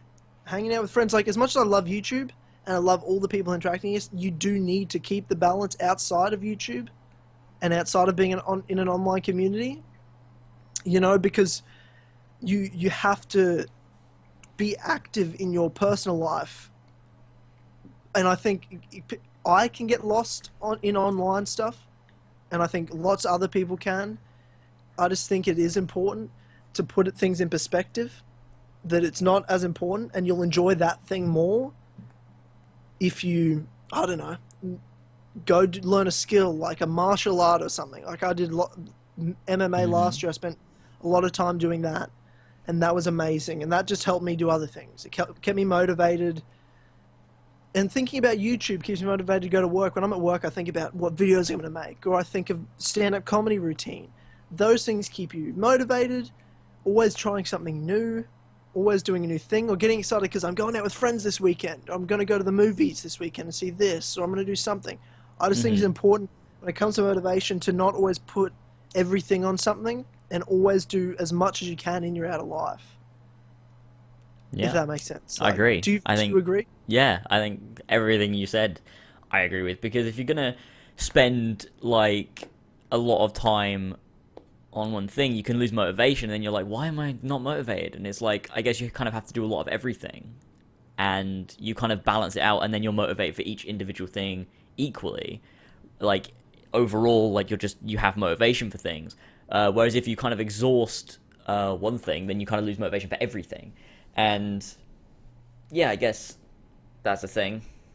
And I don't know how to end this sentence. Yeah, well, like I agree. It's about doing the other things, and as I'm reading people in the comments saying things like, you know, depression doesn't always get better. I totally understand. You know, some people will suffer for it forever, but it's about, you know, it's about doing other things to not let it consume you. It might always be there, but there are ways to deal with it, and everyone's different. 100%, everyone's different, and I'm not an expert on this in depression. You know, I don't suffer from it. I've been depressed for a phase of my life, but not bad. You know, my personal people in my family went through it, and it's not always easy, but there's ways to work through it. And I just think it's important to let people know, because I don't know. You know, lots of people that listen to this are a lot younger than us, or younger than me, like I'm the old fucker or something. And I've done, I mean, I'm only in my early 20s, but I've done a lot in my life already, and there's so much more I want to do, and I'm a motivated person, always have been, and it's just the little things that help me do the big things sometimes. Yeah. And sometimes the big things that help me do the little things. You know, I always like trying something new, and, you know, just stay healthy, or trying this new, I don't know, eating this healthy diet or something. I don't know. It's just one of those things that I think is helpful, and I think people need to remember to keep active in outer life of whether it be YouTube, or if work's really tough, to try something different and do other things that can make that better. You know, I mean, I do love my job, but it's not what I want to do for the rest of my life. So doing YouTube keeps me fucking sane a lot of the time. And sometimes uni can be really annoying and stressful, but doing YouTube, or going and doing gym and punching a box, like, you know, some mitts, or, you know, putting some mitts on and punching a bag can help me feel better. Like, it's just being active, doing other things. I just think that's important. Something important to talk about sometimes, because, yeah, I think it's got a bit dark and deep, but yeah, I think it's important at some point to talk about. Yeah, it's what we do best on KCC. We get dark and deep. Get dark and deep. How much has that ever happened, though? Has that ever happened before? Twice. I think it's the second time. What was the first time? I'm trying to remember, but I remember you saying it once before, but I can't remember what it was.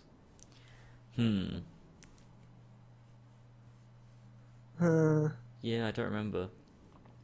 Yeah, BQ just said I lost motivation, and he talked about his parents, and he did a criminology course, but after fuck ups I changed to design, and I'm already feel more happier.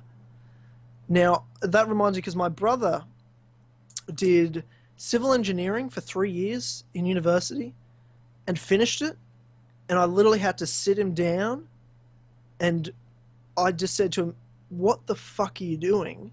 I know you don't want to do this." He wasn't happy. I'm like, you don't love this. You just do it because you think this is what you should be doing. And sometimes you do what you should be doing because you don't think you can do what you really want to do. Oh, that's too far-fetched to do this, or it's too far-fetched to do that. There's no if you don't try, it is too far-fetched because you haven't even given it a go. You know what I mean? And I sat him down and I said, dude, you know what you want to do. Just do it. And now he's doing an animation course. I've never seen him so happy. He's on his second year of animation. I've never fucking seen him so happy. He fucking loves what he does. And I watched him for 3 years doing shit he hated. You know what I mean? It's just one of the, and that can help. And him doing something that made him happy, it helps with other things that motivate him. And I also give him a kick up the ass all the time because that's the kind of obnoxious little brother I am. But, you know. And you've all seen how he draws. Like, holy fuck. Yeah, you know, he's great. very. You can see it right there on the thing. That's it. It's just one of those things. You always do what you love to do, and it'll make you a happier person. And even it's like not everyone can do what they want to do for their career for the rest of their life, but it doesn't mean you can't do it as a hobby. You know, my dad has worked full time his whole life. And it's not what he wanted to do, but he does on the side what he wants to do. He always wanted to fly planes. He flies planes on weekends. That's what he does on the weekend. He has his pilot's license. He instructs people and teaches people how to fly. That's not his full-time job, but he does it. And that's what keeps him sane. And he's also in the military on the side as an army reserver, and he does that's what helps him. I know that, and I respect that you aren't always able to do what you want to do, but it doesn't mean you can't do what you want to do. If that makes sense. That just contradicts itself, but you know what I mean. Yeah. That's deep. KCC goes deep.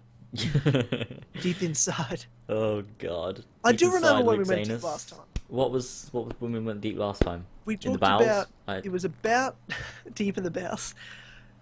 Easter egg reference. No one knows what that is. And... So, yeah, when do we... It was when I was talking about we were talking about sleep paralysis or the dreams, vision dreams. Yeah. And I talked about my grandfather and stuff. Oh, yeah, I remember now. Yeah, we talked about this. That went deep. Yeah, it did indeed. Oh! Hey, what's up, Tyler and Lasers? What's up, Black Panther 57KJM? You're later than Super Rebel. What are you doing? Fuck you, go to a therapist or watch Onision, please. Chandler, get the rocking therapist. What's going on? I feel like that's a reference to something. Did we miss the chat? What's been happening? Chandler, fuck you, go to a therapist. Chandler Andrews, I love to cut my wrist. Is what I need help. I woke up last night and my wrists were cut. Is that... What? Please. I love to cut my wrists. I feel like I'm not... Maxine, you're not helping. Leave me alone. I'm getting better. Okay, I don't know whether this is real, and I don't feel like we're qualified to be talking about this. I mean, I don't want to make a snotted comment if it is real, but I feel like it's not. Because if it is real, I mean, if you really feel like that, then I mean, you wouldn't go to Assassin's Creed podcast and start commenting about it. It's random, yeah. Who knows? Well, we are getting deep. If I can show one of your really old ancestor has the last name is Wellford. That's my last name. Yes, it is. We're related, Abdullah. Somewhere down the line, you're actually related to Abdullah. That's a fact. Oh, God. Hashtag fist me, Ethan. Jesus Christ. Jesus, that's aggressive. God, it's 1:20 a.m. and I have school today. Fuck. It's 1:20 a.m. here too. 2:20 p.m. here. It's 1:20 a.m. and I have university. My first day back at uni tomorrow. Well, today at 8:30 a.m. is my first class. Jesus. So, yeah, it's a cool commitment to the Kilcana Club. It is. The amount of times you've had to get up at random times for the Kill Connor Club. For 4 a.m. to interview Victoria Atkin, no, that's just what I do. That's just what I do. That's how committed I am. And then there was the Assassin's Creed reveal back in like about a year ago. Oh, that was 2 a.m. Yeah, I slept for like 2 hours and then woke up again. Maxine, really? It's 2:20 here. Is that 2:20 p.m. or a.m.? I'd say it's PM because it's the Well, same a.m. time It could as be me. from New Zealand. Could be. Yep. Possibly. 100% fact. People, the chat's crazy. Yeah, I have school as well, but I won't miss out on KCC. Never. I love the commitment. I do as love well. it. Oh, we've gone through most of the topics. I have one more Okay. that I feel like it's tough to go to now, but it'll definitely brighten up the tone of the podcast. Deadpool came out. Yeah. 2 weeks ago now. Obviously, we won't spoil it because it came out 2 weeks ago. We'll give you some time, people. But we'll talk about our thoughts on it. What did you think of Deadpool? It was amazing. Fucking oath it was. It was fucking incredible. It was everything I hoped it'd be. It was just perfect. It was amazing. Oh, yeah, it was. It was top-notch. It was certainly top-notch, Ethan. It was. I feel like it wasn't better than I expected. It was it was literally no more and no less of what I expected. Yeah, I agree. It was exactly what I expected, in the best way. Yeah. I laughed the whole fantastic. time. It stayed funny the whole time. It was beautiful. Yeah. Not that it's a movie that matters as spoilers, because what makes it good isn't the story, it's that it's funny, but again, we're not going to spoil anything.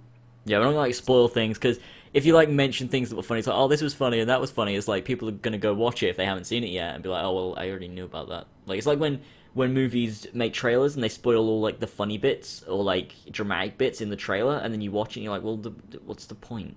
Because it doesn't have a dramatic effect or anything on you. So I love Deadpool so much. He's a character I've wanted for amazing. a long time to have a movie. I've always loved Deadpool. And we don't want to talk about the X-Men Origins Wolverine Deadpool. Oh god, and I love Ryan Reynolds. Sometimes horrendous. I literally am like, is Ryan Reynolds playing Deadpool or is Deadpool playing Ryan Reynolds? I know. Because you watch him in interviews, I'm like, you're not Ryan Reynolds. You are just Deadpool, and Ryan Reynolds is your human form you have to portray. I know. He's It's amazing. Ridiculous. I just watched the movie Waiting that he was in. It's 2004 movie. He is fucking Deadpool in that too. He's so funny.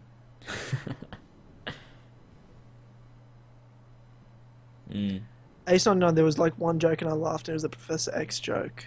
He doesn't like it. What the fuck's wrong with you, Ace? It was hilarious. It was amazing. The entire time it was funny. Him jacking off in Crocs and stuff. I won't spoil too many jokes, but that fucking lost it with that. I just lost it. It's just amazing. So funny. Oh, I loved it. I loved it. Yeah, that was a great movie. I'm glad they've greenlit the sequel, and I'm very excited for that again, which will get a bigger budget, and it's broken so many records, and everyone loves it except Ace apparently. So you're wrong. Wrong. Yep, you're wrong. You either like Deadpool, or you're wrong. So that's we've got that sorted at least. Yeah, no, it was perfect. Ryan Reynolds is the perfect Deadpool. Yeah, definitely. And I enjoyed it thoroughly without spoiling anything. I thought it was a great movie. It wasn't oh my god, what an outstanding storyline. But it hit the mark. It had just enough story and just enough comedy. And the whole cast was great. T.J. Miller and I forget the name of the lady that played the love interest. She was great. And yeah, it was all awesome. It was it did feel like it was a low budget superhero movie. Yeah, because it did. There wasn't a lot of locations, if that makes sense. There was overall, because there was just flash back and forth a bit, so it was just a lot of in the same locations for long periods of time. So you could tell it's clearly you're trying to make the best movie you can with a $50 million budget, which is a lot. But when Avengers has $1 billion budget, there's a big difference with that. Yeah. So, but they did an amazing job, and with the sequel, with how much money it's made, like almost 500 million or whatever, or over that now, they're gonna get a much bigger budget next time. Yeah, So, definitely. It's gonna be even better. It's gonna be beautiful. I can't wait. Oh, it's gonna be so good. I'm already sometimes I stretch hyped. my foreskin as wide as I can with a pair of dogs. What? Is that a Deadpool reference? I don't I remember. don't know. I don't think it is. I think it's just an interest he has. Um, Oh, that wow. was a great movie. Well, that's my list done. Like we've gone through. I wasn't Wow. sure halfway through. I was like, I don't think we're gonna finish the list. Like we've been talking so long, but We did this it is how though. good my lists are. We do 2.5 hours easily. No questions asked. Mm-hmm. Yeah. Hang on, Tyler. Did you ever go to hear about the high school St. Bernard's in Victoria? What? I don't know. Hang on. I'm googling it right now. What does that mean? Is that something?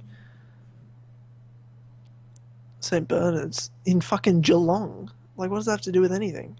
Tell me. I What? don't understand. I thought it was gonna be something super interesting, and it's Maybe it's not. Maybe he's just talking about a high school. yeah, okay, That yeah. like he's just That's like, did you ever hear about it or like know about no, it? I don't. I don't. I'm not from Geelong. Fucking Geelong. Will I'm there on be a Google swap part Maps two? right now because I googled it. Um, what's your top six new AC locations in the future? Egypt, ancient Rome, ancient Greece. Hopefully, they're the next three. Yeah, I can't think of six. I don't. I don't know. I mean, what like with like Assassin's Creed? Eventually, they're gonna go to a point where they've gone to every location. They just have a bunch of time periods. So they're gonna like at some point they're gonna start redoing like unless they want to go to really random places that aren't gonna be popular at all. Because I mean, they've done England, America, like France. I mean, they could go somewhere else in France, I guess, but it'd be I don't know, it'd be weird. Hmm. I don't know. I don't know. Yeah, I don't. I just like where they're going, and I'm going to enjoy this. I'm just going to sit back and enjoy this as Yeah. much as I can. Like, even if it's Agreed. not a good game, at least I can enjoy the lead up to the game. Oh yes, I'm gonna let myself. I'm just gonna let myself get involved in the hype. Yeah, you At know this what? point, I don't care. Either I'll have a great hype and have a disappointing game, or I won't get involved in the hype and it'll be really boring, and then I'll play a pretty good game. Like I just, It's our you know, job to cover it, so we've I'm got just gonna to. get involved in the hype. I'm just gonna get right into it. Just any information I can. I'm gonna make videos on it. So subscribe, and You I'll fucking make all the scumbag. videos. Okay. Yeah, I mean, I don't know. I don't know what direction I'm going with the channel anymore in terms of covering Assassin's Creed anymore. Like, Yeah, and when I neither do say I. that, I mean You've like lost me. you. The way you make videos is, you cover news as it happens. Mm-hmm. I don't know if I'm going to do it that way anymore. Mm-hmm. Because one, I'm never on time to the news, Oh yeah. unless it's like the confirmation of a game and then I'll talk about it. But to me, doing Assassin's Creed: The Truth is just a way I can talk about things happening and make Mm. theory videos. And again, in some ways, for me, because I'm not like you and can make uber quality news Mm-hmm. videos in 30 seconds. For me, the best thing for me is either I'm going to make shitty, quick videos or quality, rarer videos that I get more views and you know what I mean? Mm-hmm. If Yeah. that makes sense. Yeah. Hipstone So Jamie just said, "You just want money, James. We know you do." I don't even try obviously, and hide it. Like I don't go out of my way to like hide it. Like the way I make videos is, I do think a lot about views and I do think a lot about money, but that's not the only reason. Like I do enjoy it and I do love interacting with everyone and I do love making the videos and like experimenting with stuff I can make. But obviously, I always think about views and money. It's always there. But yeah. yeah. Hey, Tyler, do you remember those top five videos went for 2 episodes? I remember them. We don't talk about that anymore. That was supposed to be once a month in 2015. I'll do one, and it lasted 2 months, and never did it again. But this is what I do top fives now. That's what I put in the podcast now. You get it every 2 weeks now. I'm making up for it. James, we keep forgetting your name, so we just call you Lasers. No, you don't keep forgetting my name. What are you talking about? Clearly, they're forgetting your name. They don't forget my name. What are they talking? He called me by my name and then told me he keeps forgetting my name. What? I'm so confused. That must be a joke. I'm lost now. That's funny. Hey James, basement dogfights. I fucking love basement dogfights. That sounds so random out of context. Yeah, it was yesterday. What The are you 12-hour talking stream. I'm gonna explain. The 12-hour stream yesterday. At the end, we played Game Dev Tycoon. I don't know if you've ever heard of it or played it or anything. No. It's a game where essentially you're in charge of a games company and you have to choose like all the stuff you put into games. It's like a really chill game. It's really fun though. You like choose all the stuff you put into your games, like you name your game, choose like the genre, the topic, and then like you put everything in. You like it's kind of in depth, but it's not too in depth. It's simple. And then you release the game and you get like ratings and like you get like the sales and you have to like make sure you make money and not like go into like negative figures, and like you can upgrade your office, you can like make consoles, choose what consoles you want to do, and it like follows real life console history, but it's like satirical. So instead of like Nintendo, it's like a company called Ninvento, and it kind of just follows like from right at the beginning when it was just like a PC and stuff, and it kind of goes up and like the PlayStation 1 comes out and stuff, and you have to kind of like make games for it and stuff, and it's just so much fun. And one of the games I made was Basement Dogfights, and it was for the Game Boy, and then we made Basement Dogfights 2, Drunken Wager, and then Basement Dogfights 3, Man in the Ring. It was amazing. It was like my company was called UbiWank, and it was like UbiWank's like golden franchise. It was amazing. That is what sounds like the greatest thing ever of all time. It's amazing. I would pay thousands of dollars for that game. Basement dogfights. And then I was gonna make like a new franchise that kind of linked to it. That would be Street Dogfights, and it'd be an open world game that would take the gameplay from Basement Dogfights. It's like upgrading like the Batman games, like Batman Arkham Asylum, Arkham City, and then you went full Gotham with Arkham Knight, like, but it's like Arkham Basement Dogfights, Street Dogfights, and then it's like country dogfights. You have to like travel to different countries around the world. You have like little small open worlds that are all over the world. You can go like India, Italy, England, This Australian France. German Shepherd It's takes on amazing. this American Shih Tzu. Fully customizable dogs. Like the basement dog fights were for handheld devices. I started out on the Game Boy, then came out on the DS, and then I made like I was gonna make Street Dog fights come out on like the Nintendo consoles, so like on the Wii and then like the Wii U, and have like because that'd be like the bigger game would come out on there, and that was great. And there was like a bunch of other games. I'm trying to think. There was like a I had like a game called Sword and Shield that was like just some random fantasy game that always got me money, and then. There's another really good one. I'm trying to think what it was. That was like a really good. Yeah, also Basement Dogfights was it started out as a child-friendly pet simulator. That kids would play. It was so great. That does sound amazing. I'd buy those. I'd buy all of I think I that. might actually let's play Game Dev Tycoon because it's such a fun game to play. I can play that game for hours and never get bored. It's beautiful. Classic. That does sound freaking incredible. It is, really is.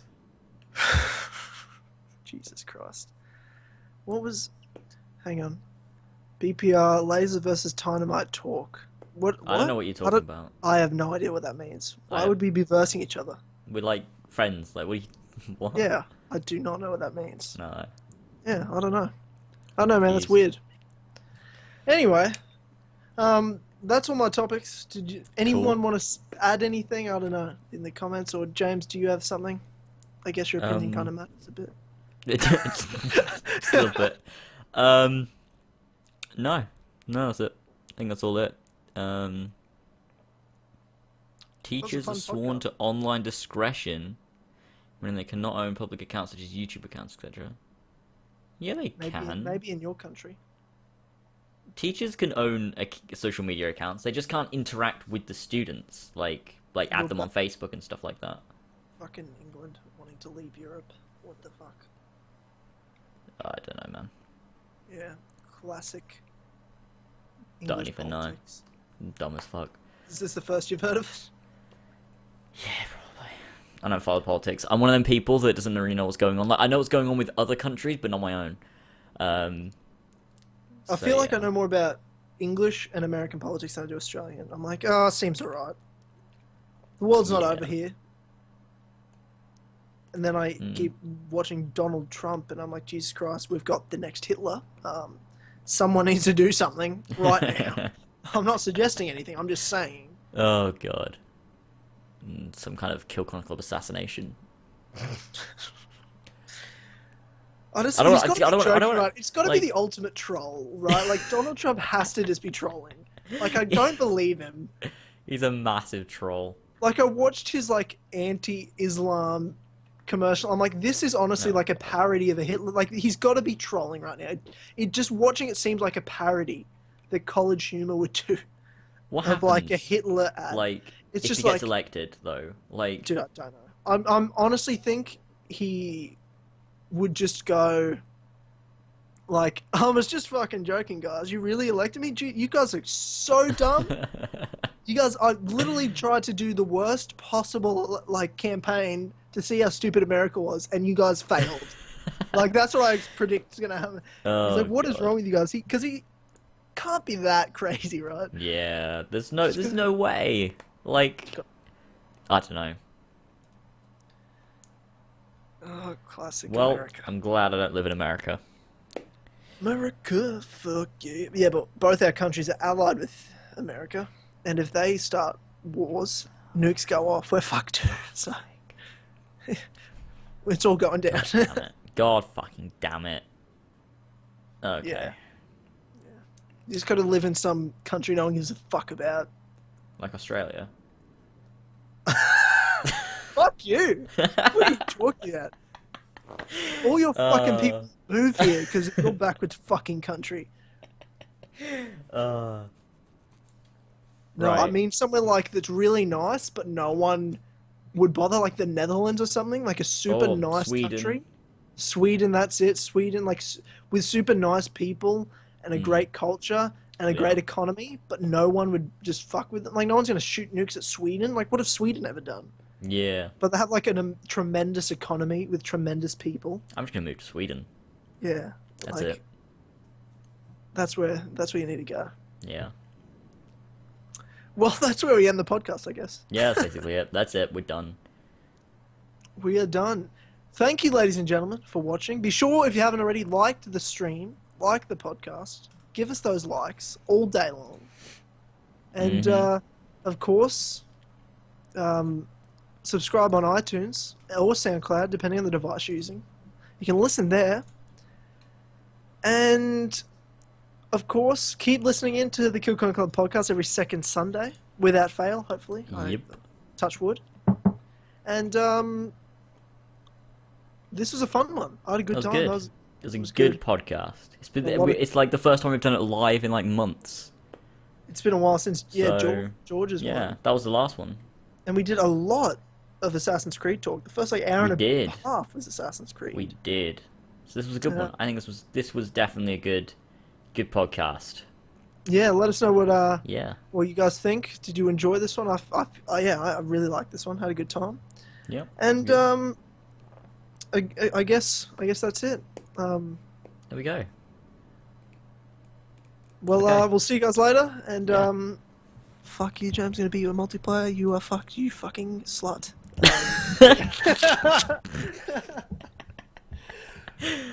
Okay, right. We'll see you later. Where's your response, bro? Where's the fucking response? Shut up. I don't know what you're talking Where's about. the fucking video response, you pussy? Where is it?